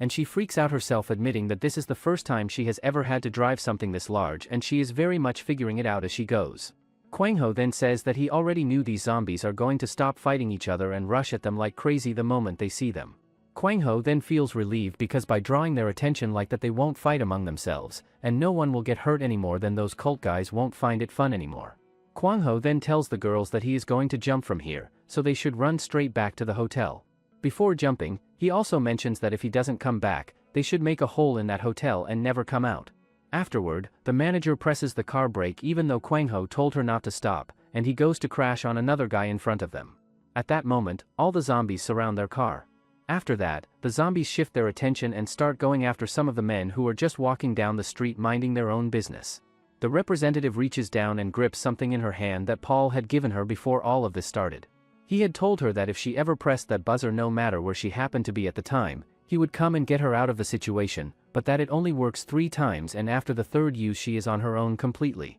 Later on, Kwang Ho opens his eyes and finds himself sitting inside a prison cell, and the first thing he sees when he looks around is a creepy-looking guy standing there staring directly at him, who tells him that the cult leader is waiting and wants to see him. Kwang Ho, however, does not pay any attention to that and just sits there, which immediately gets under the guy's skin as he stiffens up and makes it crystal clear that disobeying is not an option and that if Kwang Ho refuses to follow along he is going to kill him right then and there. After that threat lands, Kwang Ho gets up and follows the men down the corridor, and as they walk he casually asks them why they have not bothered to put any cuffs or restraints on him considering the situation. The guy tells him plainly that there is no need for any of that because they already have a hostage and that is more than enough to keep him in line. Kwang Ho then throws back the question of what would happen if he decided to just grab the guy walking beside him and use him as a hostage instead, and the guy does not even flinch before responding that a hostage only has any real value if the person holding them actually has something worth negotiating for. When they finally make it to the leader's room and Kwang Ho is brought inside, he looks around and asks straight up what exactly he is doing here and what this is all about. The leader looks at him with genuine curiosity and comments that he does not seem to be showing even the slightest hint of fear given the situation he is currently in, but Kwang Ho just shrugs and says that since they already have the hostage there is no opening he can see for him to make any kind of escape, so there is not much point in panicking about it. The cult leader then offers up what sounds like a philosophical observation, telling him that fear comes from uncertainty and doubt, but that when someone has a deep and unshakable faith in their own power that goes beyond simple belief, fear simply has no place to take root and cannot be felt at all. Kwang Ho then shifts his gaze and spots both of the girls tied up on the other side of the room being held as hostages, but before he can process that fully the cult leader steps in close to Kwang Ho and lowers his voice to a whisper, telling him that the girls are sinners who have failed to even follow through on their own desires and that this failure is exactly the reason he intends to punish them for it. Kwang Ho then looks back at him and asks what his plans are when it comes to him specifically, and the cult leader tells him without any hesitation that he is considered innocent in all of this and is therefore free to walk out the door and go wherever he pleases. Hearing that, Kwang Ho gets surprised and asks him why he abducted him in the first place. The cult leader replies that if he wants to save the girls then it is right to test whose intentions are truly right, which means that he has to fight with him. Unexpectedly, Kwang Ho just turns around and leaves. He continues walking outside the mansion until it's almost edge of the cliff. Later, the girls are in the cell as well and realize that there's no way for them to escape easily. The representative notices the manager sitting in the corner looking all depressed, so she sits beside her. She tells the manager that the structure is designed so that it can never be opened from the inside unless someone comes to save them. Hearing that, the manager starts sobbing because she misses Kwang Ho. The manager is sad because she thinks that Kwang Ho must be dead by now, but the representative tells her not to blame herself too much as it was just an accident. Suddenly, the strange old geezer from before starts laughing as he is also in the same cell as the girls. He asks the girls what sins they committed to end up in this living hell. The representative has no idea what he is talking about, so he says that if this isn't hell then what place would she call hell? The old man then says that he knows enough about this place since he has been in this place for a few days already. He then charges at the representative saying once he deals with them, he got something else to do. The old men then crash into the girl who then kicks right at his lifeline. After that, she beats him up even more and says that she can't tell whether this is his good or bad luck, but pain isn't his thing. The girl then caught him and says that her ability is to pass through soft materials like clothes or skin and says that if he provides the information about this place, she won't use her ability. However, the old man suddenly starts puffing himself up and acting like he is some kind of tough guy, so the representative responds by pressing a single finger into just the right spot and giving him a very quick and very convincing introduction to what real pain feels like. The representative then takes a step back and thinks through her approach, coming to the conclusion that this guy is really just a massive scaredy cat underneath all the posturing, and that trying to persuade him is probably going to get her a lot further than continuing to threaten him. She then softens her tone and tells him that she genuinely does not want to have to keep doing this to him and that if he is willing to work with her and cooperate, she will make sure the two of them both get out of this place safely together. The old man looks at her skeptically and asks her how on earth she expects him to put any trust in something as flimsy as a verbal promise, pointing out that the moment he gives her the information she is looking for she is just going to take off and leave him behind without a second thought. The representative looks him over and tells him that he is coming across as pretty suspicious, and that at this rate just forcing the truth out of his mouth might honestly turn out to be the more efficient option. That seems to shift something in the old man, and he quickly tells her that if she can get him out of this place in one piece and keep him safe in the process, he will hand over 1 billion to her as payment. After going back and forth on it, the two of them shake on a deal, and the information he shares is that this religion operates under the belief that failing to use one's power is considered a sin, and that as a result of that belief the cult either works to redeem those who have sinned in their eyes or they hand down punishment to those they decide cannot be saved. On the other side of things, anyone who is considered a sinner but has no power to speak of is thrown into a completely different situation where they are forced to keep fighting until they die, as the cult locks multiple prisoners together in a single room and strips away any access to food or water to make them turn on each other out of desperation. The old man then looks at the setup and remarks that what they are essentially enforcing here is a brutal and deliberate form of isolation designed to break people down. Out of nowhere, the representative suddenly lunges at him and tries to kick him, calling him out and saying that there is absolutely no way he stumbled across all of this information and managed to survive in this place for several days without something being off about his story. The old man then calmly points out that his small and compact size actually works in his favor because it means he can slip through the gaps in the cell bars with relative ease, go out and gather whatever information he needs, and then come back without anyone being the wiser. The representative is still not buying any of it and pushes back further, saying that if what he is telling them is actually true then he would have just used that same ability to get himself out of this place a long time ago instead of sticking around. The old man, however, has an answer ready for that too, explaining that the exit leading to the outside is completely blocked off, and that his plan was to stay put in the prison for now, find someone weaker than him to beat in a fight, and then when a guard came to move prisoners to another room he was going to use money to bribe his way into a better position. Before anyone can respond to any of that, Paul suddenly appears out of nowhere and tears the prison bars apart with his bare hands, leaving the representative completely stunned by the sight of it. It turns out, the girl mistakenly pressed the buzzer. She quickly takes it out and tries to tell Paul that she didn't press it. Paul then says that he made a huge mistake to think he tried to win her heart with something like this. Paul then smashes the buzzer from his bare hand and from inside an engagement ring falls that he wanted to give to this girl. However, Paul then punches the ring and destroys it. The representative then tries to kick Paul because he put a ring in that. At the same time, the manager is still crying for Kwang Ho and repeatedly apologizes thinking that it's all her fault. After that, Paul manages to get them free and leads the way while a bunch of people nearby sits on their knees as if they are praying. The representative asks Paul how exactly he got here because she never pressed the button. Before Paul even gets a chance to explain himself, the girl cuts him off and tells him straight that she does not want to hear any of it. She then proceeds to friend-zone him right then and there, thanking him for coming to her rescue and telling him that he is a really dependable colleague to have around, and leaving it at exactly that. Paul stands there and thinks to himself that he genuinely gave it everything he had, but it is becoming pretty clear that his feelings are just not getting through to her no matter what he does. Kwang Ho's manager then turns to Paul and tells him that while they have not exactly spent a whole lot of time together, she has picked up quite a bit about that woman just from being around her. She also mentions that the two of them have even had conversations about their ideal types at some point, which gets Paul's attention immediately as he asks her what exactly it is that she wants from him in exchange for that information. The manager tells him that she is not asking for anything too crazy and that for someone like him it might actually be a pretty straightforward thing to pull off. She tells him that what she needs is for him to go and retrieve Kwang Ho's body, and Paul stops her right there and asks her if she is saying that Kwang Ho is actually dead. Paul then tells her that he is going to need to hear a whole lot more detail before he does anything else. The manager then decides to sweeten the deal even further and tells him that from what she has been picking up on lately, the girl he has feelings for has recently started showing some interest in a particular man. After that, Paul activates his ability and tells everyone standing around him to go back and inform their leader that he is not moving from this spot until he finds Kwang Ho's body, and he means every word of it.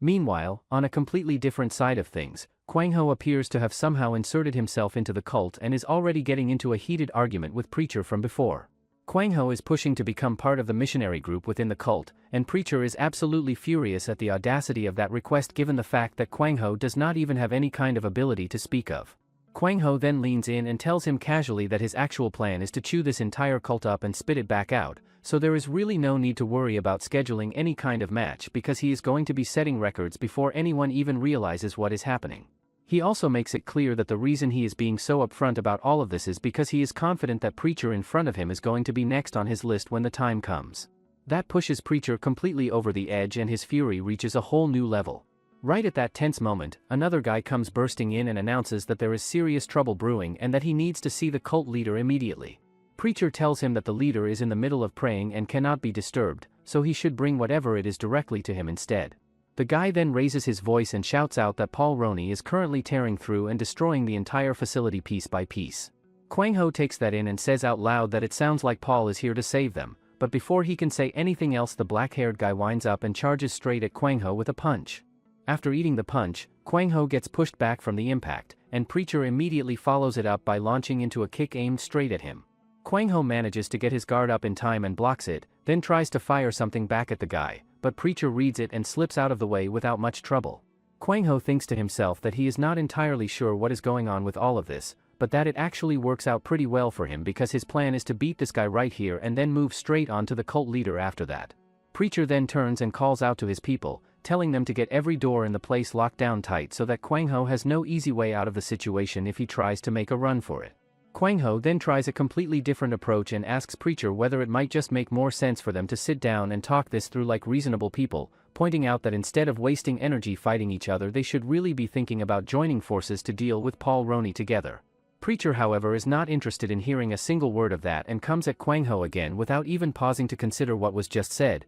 but Kwang Ho shifts out of the way and lets the attack go right past him. Kwang Ho then sends a kick back at him, but even with his back turned, Preacher somehow manages to dodge it cleanly like he already knew it was coming. He also thinks to himself that what he is seeing from this guy is not just some simple enhancement of his natural reflexes, but that it comes across as something closer to actual clairvoyance the way he is reading and reacting to everything. Kwang Ho then grabs a glass and hurls it at him, saying out loud that the guy is not even all that impressive when it comes to raw strength, and that judging purely by the look in his eyes it is pretty clear that he is working with some kind of special ability underneath everything. Kwang Ho then starts trying to narrow it down and asks him whether it is some kind of danger sensing or detection ability, and follows that up by suggesting that it looks like there might be a limited number of times he can actually use it before it runs out. Preacher then makes his move and activates what he calls his sacrifice ability, and turns to one of his people and tells them to go let Paul know that they will be delivering Kwang Ho's dead body to him shortly. Back at the facility at the same time, the fellow men approach Paul and try to tell him that Kwang Ho's dead body is on its way and that he should go ahead and stop using his ability since there is no longer any reason to keep tearing the place apart.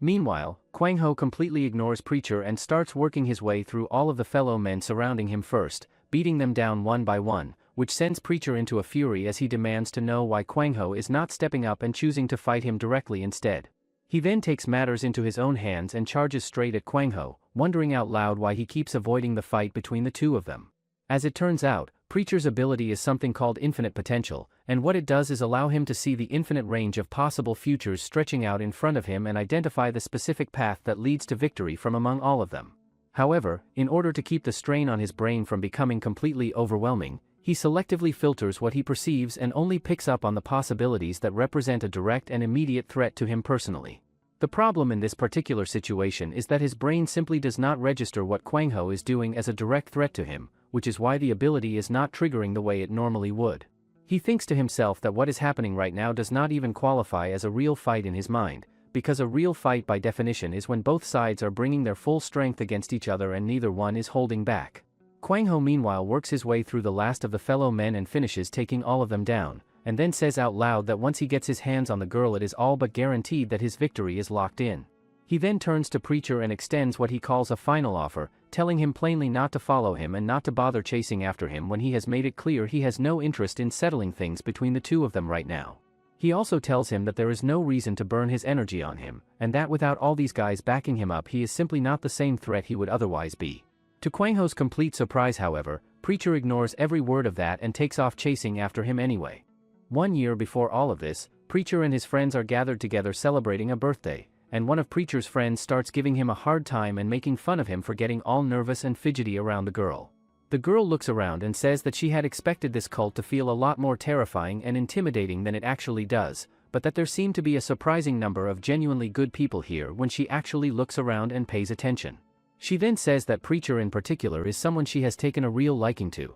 and that she is curious about how exactly he ended up joining the cult in the first place and what his story is. She tells him that she wants to understand what kind of life he was living before all of this, but Preacher tells her that things like that do not really matter in this place and that people leave that stuff behind when they come here. The girl, however, pushes back and says that those things do matter, and that the reason they matter is directly tied to her ability, which is the power to enhance someone else's strength by learning and understanding their personal story and history. Preacher then tells her that according to the doctrine they follow here, leaning on or relying on the strength of someone else is considered a sin, and that since she is still new to this place she might not be fully aware of how seriously that is taken. He also warns her that the kind of statement she just made could get her executed if it reached the wrong ears, so she needs to be very careful about what she says and to whom she says it. The girl just looks back at him with a smile and asks him whether he is genuinely sitting here worrying about someone as seemingly small and weak as her. Preacher got captivated by that smile, and tells her that he used to be a boxer, but 5 years ago, after his ability manifested, he gave up everything. He also says that if only he had his ability back then the things would have been different. With that, Preacher told her everything about his past, like how the cult leader gave him the ability and power, and so, he pledged his loyalty to the cult leader. He also says that it's okay for him to rely on others a little. That night, the cult leader asked him if he is relying on others and says that it must be a joke. The following day, Preacher tells his friends about it and says that he will take all the responsibility, so they should leave the cult and escape. However, Preacher's friend decides to take the responsibility together because this is the path they chose for themselves. Preacher then snaps back to reality and tells all of them flat out that every single one of them is expelled for blasphemy and that there is nothing more to discuss about it. Preacher's friends, however, are not about to just accept that lying down and decide that the only way to settle this is through a fight, and the three of them get into it and keep going at each other. Eventually the whole thing runs its course and comes to an end, and all of them walk away from it as if the whole thing was just a normal Tuesday and nothing particularly significant happened. Preacher then looks at them and tells them straight that their attacks never even came close to registering as a real threat to him, and that the gap in skill between them and him is honestly enormous.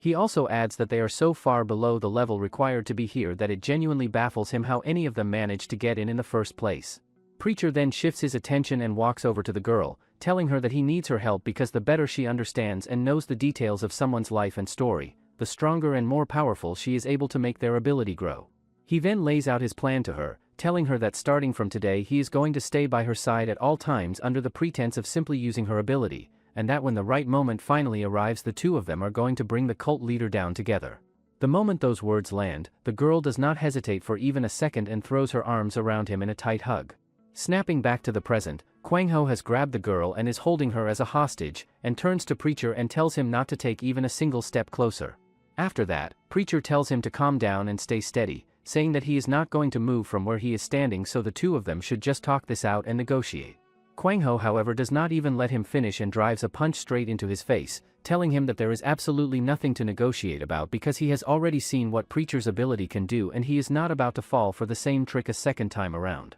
Kwang Ho then points out that the moment he lets go of the hostage, Preacher is going to activate his ability and use it against him, and Preacher stands there looking at him and genuinely wonders out loud whether this guy is actually a normal human being or something else entirely. Kwang Ho then shifts the conversation and asks him straight up why Paul wants him dead and what the reason behind it is, but Preacher tells him honestly that he has absolutely no idea what Paul's motivation is or where it is coming from. Kwang Ho then tightens his grip on the girl by her hair and tells them both that he is going to go straight to the cult leader because as far as he can tell that is the only realistic path he has to getting out of this situation alive. As the three of them make their way there, Preacher walks alongside him and asks Kwang Ho what exactly his plan is once they get in front of the cult leader, and Kwang Ho tells him plainly that he is going to ask the cult leader to deal with Paul Roney and get him out of the picture. Preacher, however, thinks through what Kwang Ho is suggesting and immediately sees how unrealistic it is, asking him whether he genuinely believes the cult leader is the kind of person who goes around granting other people's wishes and desires just because someone shows up and asks.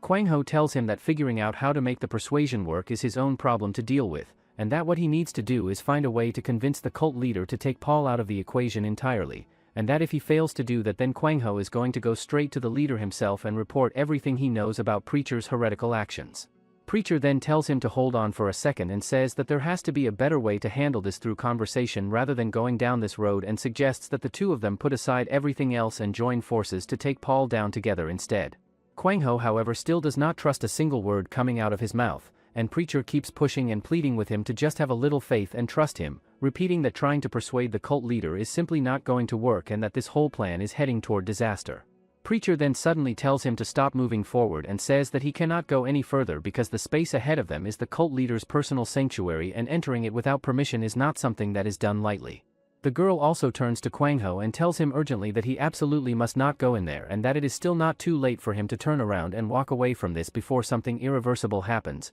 but Kwang Ho reaches over and grabs her by the neck and makes it clear that she is back to being a hostage whether she likes it or not. He tells Preacher to use his ability, and if he don't follow his orders he will kill the girl. Kwang Ho then tells him that in 5 seconds from now, he will open this door and go in, so he should persuade the cult leader. Preacher again and again tells him that the cult leader is not going to grant another person's desires, but Kwang Ho tells him to keep trying until it works. After that, Preacher uses his ability and gets succeeded, and tells Kwang Ho that they can go inside. Preacher then reveals that the persuasion failed and what he succeeded in was bringing about the worst possible future for him. It turns out, he brought Paul here who thinks that Kwang Ho has betrayed him. Preacher then gets furious Oswell thinking that this future was a great threat to him that he could foresee, but he no longer care what happens to him. Kwang Ho then takes off his jacket and tells Paul Roney that they are a team now. Kwang Ho then turns to Paul and asks him if he has any grasp of the situation they are all currently stuck in, but Paul does not even bother engaging with the question and simply activates his special ability without a word.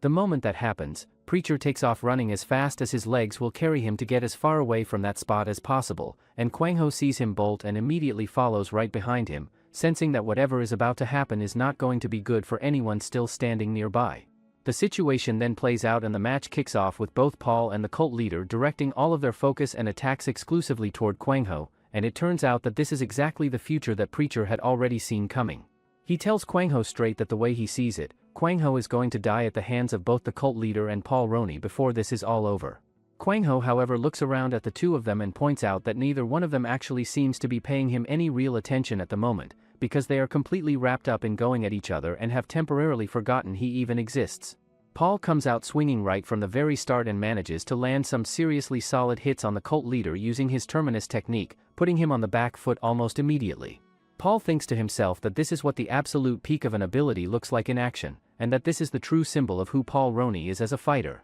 As it turns out, once the terminus ability gets fully activated, everything in its path simply ends, and every single person gathered in that space has no choice but to focus all of their efforts on preventing the terminus from reaching full activation until it can somehow be shattered and broken apart before it seals everything. Paul then tells the cult leader that among DK's black, none have shattered his terminus and asks the cult leader what ability he used. The cult leader says that terminus is a cowardly technique that avoids direct confrontation and those who don't trust their own strength collapse easily. Upon hearing that, Paul charges at the leader and punches him straight in the face saying that if it's a direct confrontation he is going to give it. After that, the cult leader shouts that he enjoys that and tries to wrap around Paul, but he smashes him on the ground saying it will only prolong unnecessary pain. In the meantime, Kwang Ho is fighting with Preacher saying he lied because his ability is to foresee his own danger. He also asks him how did he see his death, and says that even if he see his death, there's be no reason for him to say that. Just then, Paul charges at Kwang Ho and says that he always wanted to fight him again in the arena. Kwang Ho then throws him towards the cult leader and stands beside the Preacher. Preacher then turns to Paul and brings up the fact that since Paul has always been after Kwang Ho's body, he wants to put a deal on the table for him to consider. Paul shuts it down immediately and says he has zero interest in any kind of deal, but Preacher keeps going and tells him that he has the ability to see how the tide of the battle is going to shift, and that kind of information is going to be genuinely useful to him whether he wants to admit it or not. Preacher also acknowledges that Paul has no reason to trust him, which is exactly why he is going to hand over some information up front before asking for anything in return. He then explains that what the cult leader is currently doing is deliberately allowing every single attack to land on him on purpose, because he is slowly and methodically building up his strength in the background, doing all of this simply because he wants to draw the fight out longer and enjoy it more. Paul finds that hard to process and looks confused by the explanation, but Preacher breaks it down further and tells him that it is an incredibly arrogant thing to do, and that the only reason the cult leader can get away with pulling something like that is because his belief in his own strength is so absolute that he sees no risk in it whatsoever. Meanwhile on the other side of things, Kwang Ho keeps right on going and continues laying into the cult leader without letting up. Preacher then moves on to the second thing he wanted to say, which is that Paul has absolutely no real intention of going through with any deal he might agree to right now. Paul then launches at him in response, and Preacher tells him straight that the reason he needs any of this to work out is because the future he is trying to create requires him to have access to the terminus ability. After that, Preacher turns to Paul and tells him to get himself ready because the cult leader's powers are coming back online and they need to be prepared for whatever comes next. Before the cult leader can make any kind of move however, Kwang Ho drives a kick straight into his face and then calls out to the others asking them what exactly they are standing around waiting for and why they are leaving everything to him. Kwang Ho then tries to follow up with an elbow strike aimed at him, but the cult leader simply vanishes before it can connect. The cult leader then reappears and catches the elbow strike with a block, telling Kwang Ho that he has gotten faster since the last time but that it still falls short of what would actually be needed to stop him. Meanwhile, the old man is over with the faculty people telling them that he effectively bought Paul with money,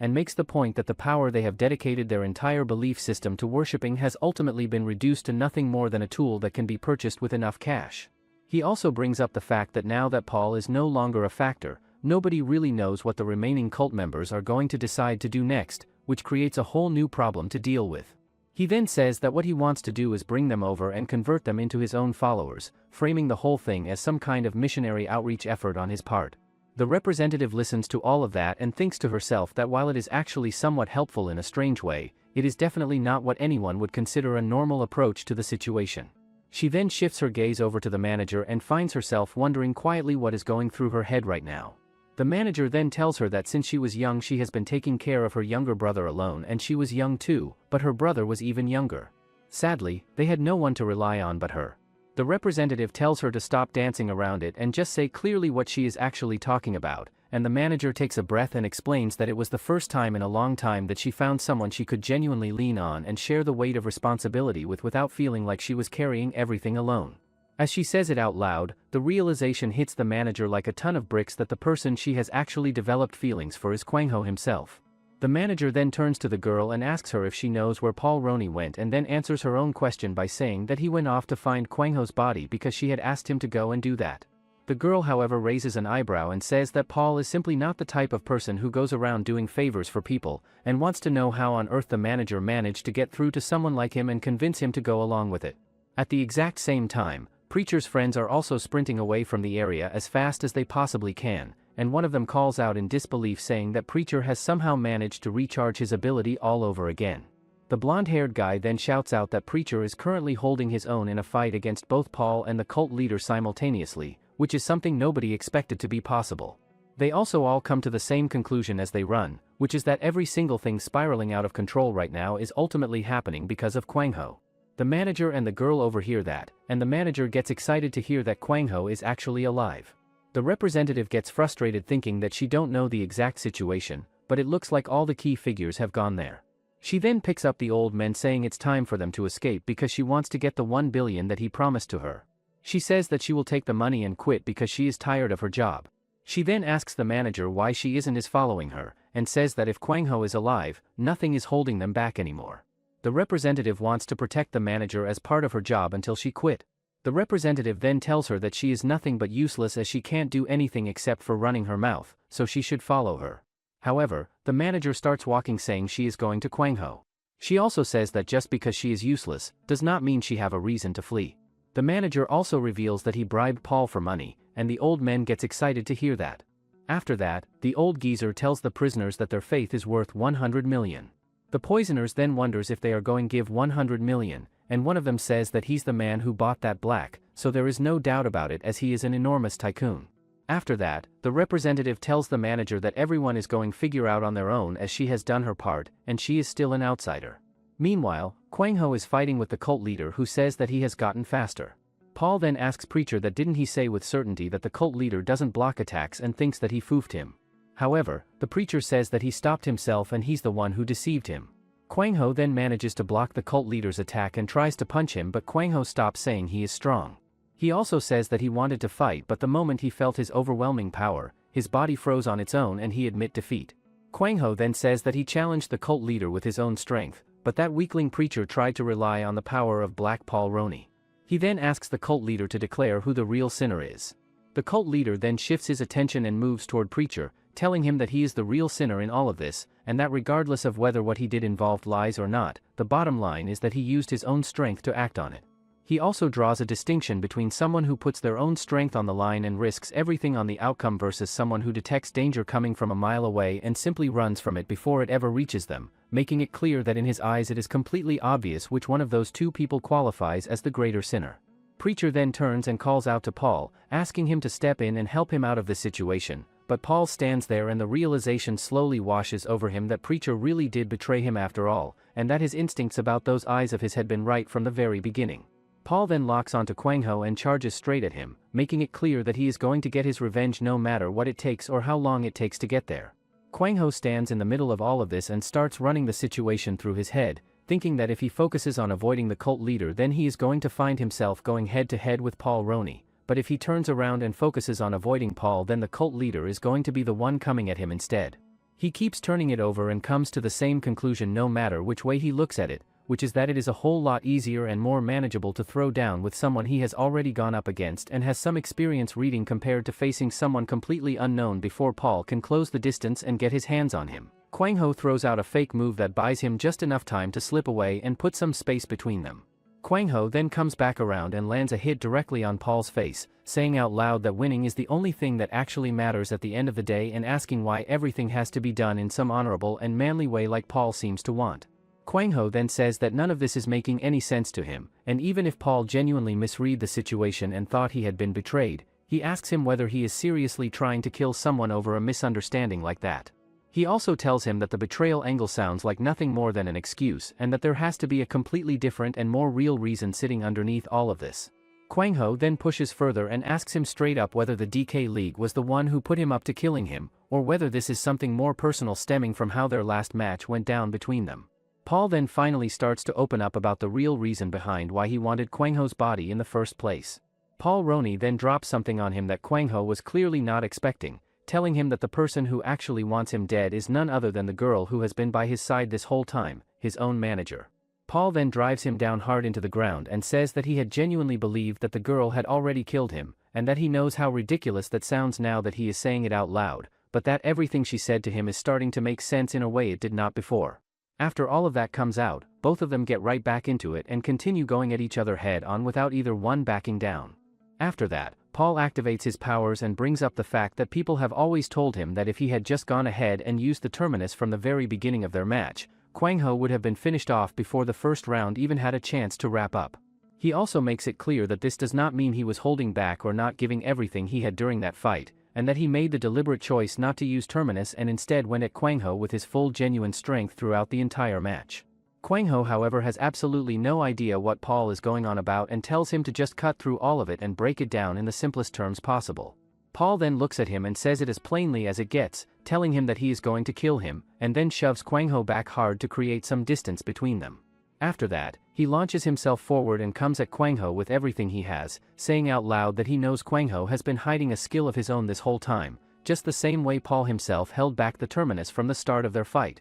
Kwang Ho reads the incoming punch and manages to deflect it in a completely unexpected way by using his feet to block it, and then immediately counters by firing a kick straight back at Paul in the same motion. He goes on to say that at first it was nothing more than a suspicion he was carrying around, but that looking at Kwang Ho right now up close and in action, he is more certain than ever that his strength, his reflexes, and pretty much everything else about him has noticeably improved since their match together. Kwang Ho then lands another hit on him and follows it up by locking his arm into place but then tells him that what Paul is seeing is not improvement at all and that he has simply gotten back to where he normally is. He also explains to Paul that when the two of them fought in their match, he had only just come back from being away and his body was nowhere near fully warmed up or operating at the level it should have been, which means Paul was never actually seeing what Kwang Ho is truly capable of in the first place. Kwang Ho then tells him that he is going to knock him out completely right here and right now, and that Paul should save whatever delusions he is holding onto for his dreams because that is the only place they belong. He also tells Kwang Ho that there is no way he is breaking free from this hold through some weak technique like that,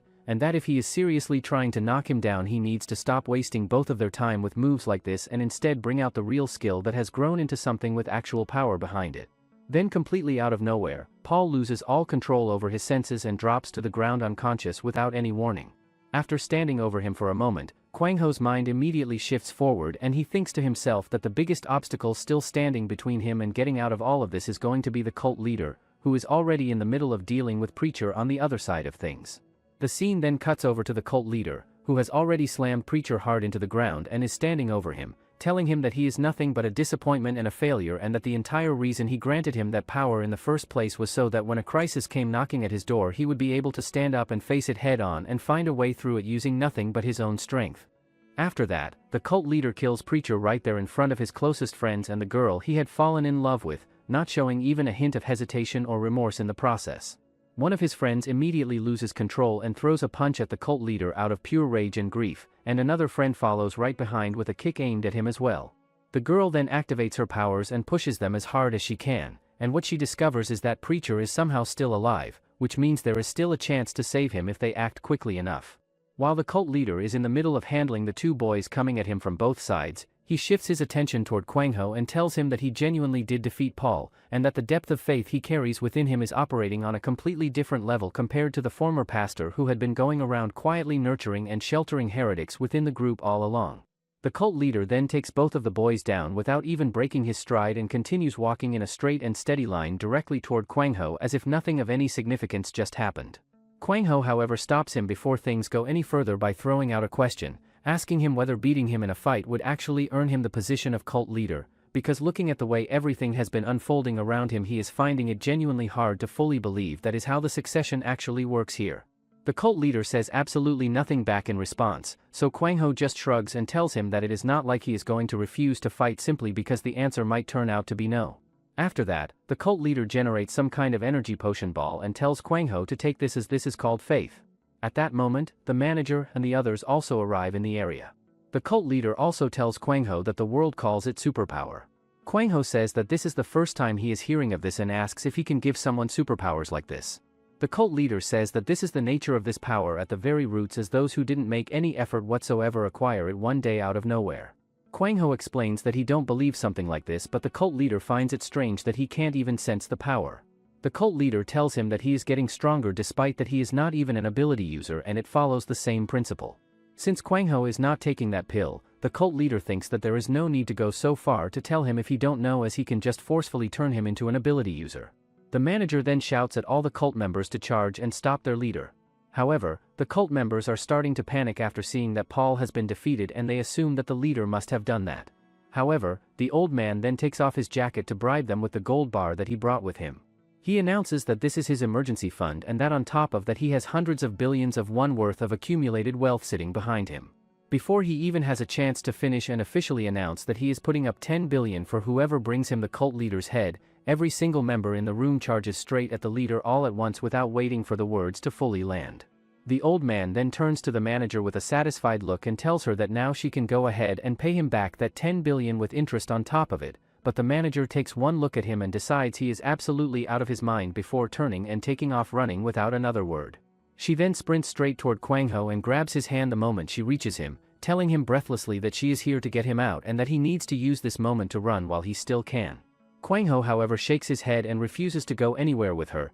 telling her that he has more important things he needs to take care of right here before he goes anywhere. He also makes it clear that running is not something he is going to do, and as he says that the superpower pill that the cult leader gave him earlier starts glowing right there in the palm of his hand, which immediately sends a wave of panic through the manager the moment she sees it lighting up like that. Meanwhile, somewhere out on the beach, a group of people finds themselves completely lost and disoriented, and it becomes clear pretty quickly that they all know Paul Roney in some capacity. One of them asks where exactly Paul went off to, and the person with pink hair responds by telling him that even if she explained it, he probably would not believe her anyway. She then goes ahead and tells him that right in the middle of them making their way to the island, Paul suddenly jumped straight off the boat and into the sea without any warning or explanation whatsoever. One of the other more wild-looking people in the group then turns to the guy and asks him whether he genuinely thinks Paul went ahead and decided to take on everyone out there completely by himself. The guy, however, looks like he is barely holding it together and responds by saying that considering the hypnosis ability has not been broken yet, he does not think that is actually what is going on here. The girl then says out loud that she really cannot wrap her head around why he jumped off like that, and that it makes absolutely no sense to her no matter how she looks at it. The guy then straightens up and reminds everyone in the group not to lose sight of the fact that they are here representing the DK League, and that carries weight and responsibility. He also brings up the fact that because of everything that has been happening recently, including the incident Kwang Ho caused and the execution incident, the general public has started questioning and doubting the real strength behind these abilities and even whether they genuinely exist at all. He then explains that before that doubt has any chance of spreading further and growing into something they cannot control, they made the calculated decision to tie Kwang Ho down to the lower league for the time being and keep him there. However, the girl thinks that this is not enough because he is an unpredictable guy, so there's a need to steer public opinion before it's too late. It turns out, currently this island has witnessed indiscriminate acts of terror caused by supernatural abilities, and they used large-scale psychic abilities targeting 300 people. Unfortunately, the victims of their terror attacks were ordinary civilians.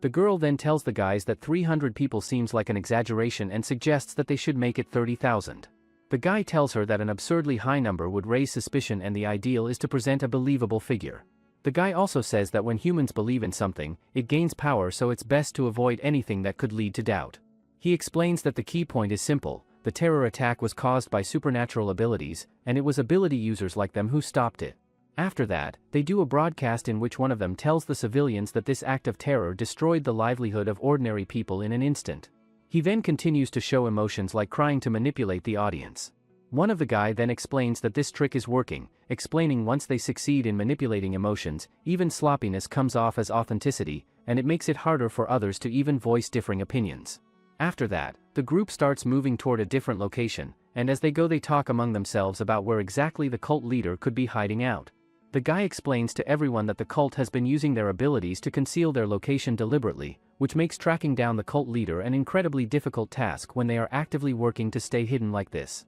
He then tells them that for the time being their best approach is to do things the old-fashioned way and try to narrow down the search visually by getting themselves up to higher ground where they can get a better view of everything spread out below them. Some time passes and the group eventually makes it to a hotel, and the same girl brings up a question that has been sitting in the back of her mind, asking what happens if Kwang Ho turns out to be somewhere in the area and ends up being the one to shut down this terror attack on his own. The guy thinks about that for a moment and then says that if that is what happens it is actually not a bad outcome at all, because it would give them the opportunity to show the public that Kwang Ho, the very person who had stirred up so much doubt and shaken people's belief in the existence of supernatural abilities, was the one who stepped up and put a stop to a real threat. He also adds, however, that even if Kwang Ho does have some motivation to get involved and stop them, there is still the separate problem that he has no way of figuring out who the actual mastermind pulling the strings behind the whole attack really is. Meanwhile, Kwang Ho stands there still holding onto the pill that the cult leader had handed him, and the manager feels a sharp spike of fear shoot through her as she anxiously wonders whether he is actually seriously considering taking it. In a completely unexpected turn of events, Kwang Ho suddenly shoves her down onto the ground and calmly points out that if he were to go ahead and become an ability user himself, she would no longer have anyone left to make use of and rely on. He then goes on to express how genuinely irritating and frustrating it is for him to keep getting misunderstood and painted as a traitor by everyone around him, and reasons out loud that if that is the way things are going to be regardless, he might as well just go ahead and actually betray everyone at this point and be done with it. Out of nowhere, the preacher's girl makes a sudden and swift move and snatches the pill clean out of Kwang Ho's hand, driven by the desperate thought racing through her mind that it is still not too late to turn things around, and that if the junior pastor can somehow manage to get his abilities restored, there might still be something meaningful she can do to change the outcome of everything. Before she is able to do anything further with it, however, the cult leader steps out and positions himself directly in front of her, reaching out and taking the pill firmly into his own possession. Kwang Ho then breaks into a wide and satisfied smile, reflecting out loud that ever since he first set foot on this island, he has been put through an exhausting and relentless series of ordeals, but that standing here in this moment, it genuinely feels like all of that suffering is finally starting to pay off and reward him in the way he always knew it would. He then directs his words toward the cult leader and makes it clear that he is genuinely looking forward to what is coming, reasoning that when the formidable skills he already naturally possesses come together and combine with a supernatural ability on top of that, he is going to emerge as something on a completely different and unprecedented level altogether. Before the cult leader even gets the chance to bring the pill to his lips, Kwang Ho stops him with a question, bringing up the fact that Paul Roney had said the exact same thing about him that the cult leader had, which is that Kwang Ho has been deliberately concealing and holding back his true and full strength this entire time, and that even by the standards of someone without any supernatural ability whatsoever, he is operating at a level that is far too powerful and exceptional to be considered anywhere close to normal. He also adds that there have simply been far too many things piling up recently that are impossible to overlook or conveniently dismiss without a second thought. The cult leader narrows things down by coldly firing back and questioning whether he has any real or compelling reason to bother answering his question at all. Without missing a beat, Kwang Ho responds by driving a sharp and forceful kick straight into the cult leader's face and wrenching the pill out of his possession, making it absolutely clear that he expects an answer. He then raises the stakes by threatening to crush the pill into nothing if the cult leader refuses to cooperate, but the cult leader refuses to be rattled and instead launches himself forward at Kwang Ho, managing to land an injury on him in the process. The cult leader then states plainly and without flinching that threats hold absolutely no power over him, and that if Kwang Ho genuinely has what it takes to defeat him, then and only then will he get his answer. Kwang Ho says that this was his plan from the start as he was just trying to get his act together. The manager then quickly hides behind one of the pillars thinking that Kwang Ho must have a plan and first, she need to piece together what Kwang Ho said to her earlier. It turns out, Kwang Ho whispered to her that they are on the same team and they are going to catch the cult leader and set the shortest record. The manager really don't get it, that do they really have to risk their life for some kind of record? After that, Kwang Ho and the cult leader fights head to head with each other. Kwang Ho manages to show impressive skills by smashing the cult leader on the ground, but the cult leader still tries to get up, saying he is just weak for sure. The manager finds herself reflecting on the fact that she has never quite been able to wrap her head around why Kwang Ho is so completely and utterly obsessed with breaking the shortest record, but she also recognizes that once he sets his sights on something and makes up his mind to go after it, he will follow it all the way through to the very end, no matter what it takes. With that in mind, she concludes that the smartest and most sensible move available to her right now is to stay out of sight and make absolutely certain that she does not end up getting snatched up and used as a hostage by the enemy. She also comes to the sobering realization that if she was to actually get taken hostage, even Kwang Ho himself would find himself in a seriously difficult and compromised position as a result. She then begins to piece things together and figures that the most likely reason why he had gone through the motions of pretending to threaten her earlier was because she holds real value as a potential hostage, and he was quietly using that situation as an opportunity to study and analyze the capabilities of whoever might try to use her against him. The manager then turns her thoughts to Kwang Ho and works out that he had gone ahead and started his fight against the cult leader with the specific and deliberate goal of setting the shortest record possible, which means that successfully bringing the cult leader down would be the key to making that record a reality. She therefore concludes that the single most useful and meaningful contribution she can make at this moment is to carefully observe and break down the cult leader's abilities and feed that valuable information directly back to Kwang Ho. Shortly after, Kwang Ho and the cult leader launch into a fierce confrontation, and Kwang Ho wastes absolutely no time in getting the upper hand and beating him right from the very start of the exchange. He looks at the cult leader and coolly wonders out loud just how much longer he realistically expects to be able to keep fighting at that level before it all catches up with him. Watching all of this unfold from where she stands, the manager feels a wave of worry wash over her as she processes what she is seeing, and it quickly dawns on her that the very fact that Kwang Ho made the deliberate choice to engage in this fight in the first place means that he must already be carrying a solid and well-founded confidence in his ability to come out on top. It then hits her all at once that Kwang Ho had already figured out and familiarized himself with exactly what the cult leader's ability is well before the fight had even begun. Just at that moment, the old geezer makes an unexpected appearance and immediately orders the manager not to make a single move, informing her in a low and threatening tone that a believer he had successfully bribed is standing directly behind her with a knife pressed and ready. He then turns the pressure up even further by demanding to know why she had not gone ahead and woken up Paul Roney, since doing so would have given her everything she needed to bring this entire situation to a swift and clean end. The old man also reminds her in no uncertain terms that he had already made it perfectly clear to her that if it ever came to light that she had lied about bribing Paul, he would not hesitate to follow through on his promise to kill her. However, the guy holding the knife keeps thinking about the money he is going to get and how he can go back and live a normal life. He tells the manager not to resent him as he got into with this cult because his family was drowning in debt and he had no other choice. He also says that if he gets money things are going to change and he will get to see his little sister, and if he returns with 1 billion, his family will forgive him. Due to the impact on the pillar because of Kwang Ho, the guy pushes away. Kwang Ho manages to beat the cult leader so badly that entire environment changes to beach. The cult leader then shows him the view of the underwater, then saying this is the power he have. The cult leader then takes him to an octopus who completely traps Kwang Ho. In the meantime, the manager is running away from the guy while holding the power pill. She then thinks about how she is such a useless burden on everyone and how she don't have the ability to take responsibility. After that, a window into the manager's earliest and most deeply rooted memory is opened up,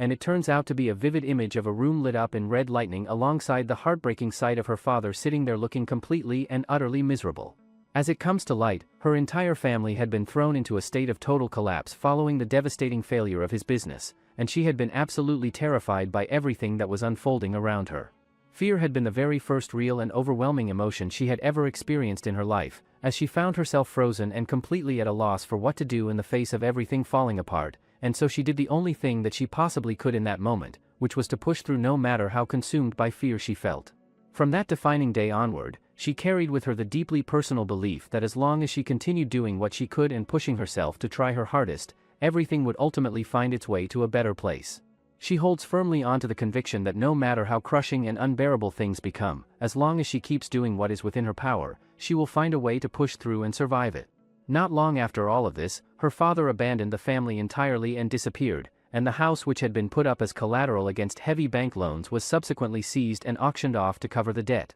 The manager and her sibling came dangerously close to being torn apart from one another as they were placed into the foster care system, and on top of everything else, private creditors kept a watchful and relentless eye on them as they desperately searched for any trace of her father. The manager had carried a deep and burning resentment toward her father for so many years, unable to forgive him for so cowardly abandoning his entire family and running away from everything without looking back. But beyond that, she had also directed an equally heavy and suffocating resentment inward toward herself, unable to let go of the guilt she felt over her own inability to change anything or make any real difference in how things turned out. As time slowly went on, however, she gradually arrived at the realization that there had never been any grand or complicated reason behind it all, and that it had simply come down to her father's own incompetence and weakness that had brought her family crashing down to ruin, and that because she had been nothing more than a small and powerless child at the time, there had never truly been anything she could have done to alter the course of events no matter how hard she had tried. However, there is still one thing that the manager finds herself completely and genuinely unable to wrap her mind around, and that is how Kwang Ho manages to keep stepping into these fights and holding his own the way he does, without possessing any supernatural powers of his own and without even carrying the ability to read and analyze whatever powers his opponent might be bringing against him. Snapping back to the present moment, the cult leader and Kwang Ho are throwing absolutely everything they have at each other in a fierce and grueling exchange, while the manager continues pushing herself to keep running and put as much distance between herself and the chaos as she possibly can. Kwang Ho then makes a sudden and unexpected move by scaling his way up to the top of one of the pillars and perching himself up there completely still, looking every bit as comfortable and unbothered as a monkey sitting in a tree. The cult leader wastes no time in responding by unleashing a series of devastating and full-powered kicks directly into the base of the pillar, striking it with such a force that it eventually gives way and shatters apart into pieces. At the same time, one of the believers then attacks the manager, who dodges his attacks, thinking that at first, she thought Kwang Ho was reckless and she still think about that. The manager runs as fast as she could, that actually makes the believer furious, and in a blink of a second the pillar falls over him. Kwang Ho then grabs the knife that surprises the cult leader because now he is going to fight using this. Afterward, the cult leader turns to Kwang Ho and questions why he finds it necessary to lean on and rely on such external power, expressing that he had genuinely believed Kwang Ho was someone who placed his faith in nothing but his own raw and natural strength. Kwang Ho tells him plainly that this is his strength and always has been, and then turns the argument right back around on the cult leader by pointing out that he himself has been making full use of his own powers this entire time, and tells him to stop hiding behind excuses and just come at him already and get on with it. The cult leader shifts his tone and tells Kwang Ho that he wants to extend to him a genuine opportunity for redemption, insisting that it is still not too late for him to make the right choice. He urges Kwang Ho to put down whatever weapon he is holding and faces him the way a true fighter should, relying on nothing but his own bare strength and skill to carry him through. Kwang Ho, however, has other ideas entirely, and he craftily distracts the cult leader by pulling a series of strange and deliberately confusing hand gestures that successfully draw his attention away, using that precise moment of distraction to quietly and smoothly conceal something behind his hand without the cult leader noticing. He then thanks the cult leader in a composed and almost cheerful manner for so generously handing him this opportunity to redeem himself. Meanwhile, the manager fights with everything she has to keep her panic from taking over, reminding herself that she knows Kwang Ho better and more deeply than absolutely anyone else around her does. She holds on to the belief that Kwang Ho is the kind of person who places complete and unwavering trust in himself regardless of whatever situation he finds himself thrown into, and that even in this very moment with everything on the line, he is laser-focused on taking the cult leader down and carving out a brand new record in the process. The cult leader then narrows his eyes at Kwang Ho and asks him whether he had actually taken in and understood what he had said to him. Kwang Ho responds by pointing out that the cult leader himself had been the one to tell him to come at him using his real and true strength, and so that is precisely what he intends to do, promising to face him with the single greatest and most powerful skill that he has at his disposal. The manager watches closely from where she is and pieces it all together, realizing in that moment that Kwang Ho is deliberately and calculatedly provoking the cult leader with the specific intention of getting him to lower his guard and leave himself open, and she even catches the subtle and carefully concealed glimpse of the knife that Kwang Ho has been keeping hidden this entire time. The moment the cult leader shifts and moves both of his arms simultaneously, Kwang Ho explodes forward in an instant and drives toward him with the knife aimed and ready, but the cult leader manages to read the move just in time and pulls himself out of the way to dodge it. Without allowing even a fraction of a second to go to waste, Kwang Ho immediately redirects and drives the knife toward the cult leader's neck, declaring this right here is where his victory lies. Before the knife could hit the cult leader's neck, he manages to break free and kicks him away. The leader then notices that he is actually bleeding. Kwang Ho is now on the ground admitting his defeat and tells the leader that he has one favor to ask, and that is he wants a power now. However, the cult leader knows that he is faking it, so he tries to kick, but Kwang Ho uses some karate moves to get back up and pushes the cult leader on the ground. The cult leader tells him that the reason he wanted to give him the power called ability was to grant him something. Kwang Ho thinks that this is all too complicated, so they should keep it simple and fight his way so whoever wins will be right. At the same time, the manager finds herself turning over the question of whether Kwang Ho actually went ahead and stabbed the cult leader with that blade, especially considering that Kwang Ho himself had said out loud that he was going to defeat the leader and set a record while doing it. The manager thinks to herself that there is clearly still something about his plan that she does not have the full picture on, but despite all the uncertainty she still finds herself wanting to put her trust in him and believe that he knows what he is doing. The cult leader then sends Kwang Ho flying to the other side of the room with a kick, and by this point Kwang Ho is bruised up badly enough that getting back into any kind of real fighting shape feels nearly impossible. Refusing to just lie there and take what is coming, he decides to resort to something far less dignified and starts playing what can only be described as a childish game with the cult leader, ducking behind a pillar and shuffling around from spot to spot to keep the leader guessing, until he eventually manages to slip away entirely and tucks himself in beside where the manager was sitting. He then turns to her and tells her straight that there is simply no realistic way he can win against that man right now, and that she needs to get herself out of there as fast as she possibly can. When he looks over expecting to see the manager sitting there, however, the person next to him is not the manager at all but the billionaire old man from before, which catches Kwang Ho completely off guard. The old man turns to Kwang Ho and tells him that he will hand over 1 billion to him if he can manage to wake Paul up. Kwang Ho, however, does not look particularly convinced by any of that, and the old man acknowledges that since this is literally the first time the two of them have ever met, it would make complete sense for him not to trust him right off the bat. The old man then makes a completely unexpected move and takes off running straight toward the cult leader, dropping a pile of gold cash right there on the floor in front of him and getting down to beg for mercy while the money is still scattering around his feet. Kwang Ho takes advantage of the distraction and spots the manager sitting off to the other side of the room and tells her quietly but firmly to run. The two of them then get down low and start crawling their way toward the exit as carefully and quietly as they possibly can without drawing any attention. The manager moves alongside him and thinks to herself that she has a whole flood of questions she desperately wants to ask Kwang Ho right now, but that the smart thing to do in this moment is to keep her mouth shut and just follow his lead and get out first.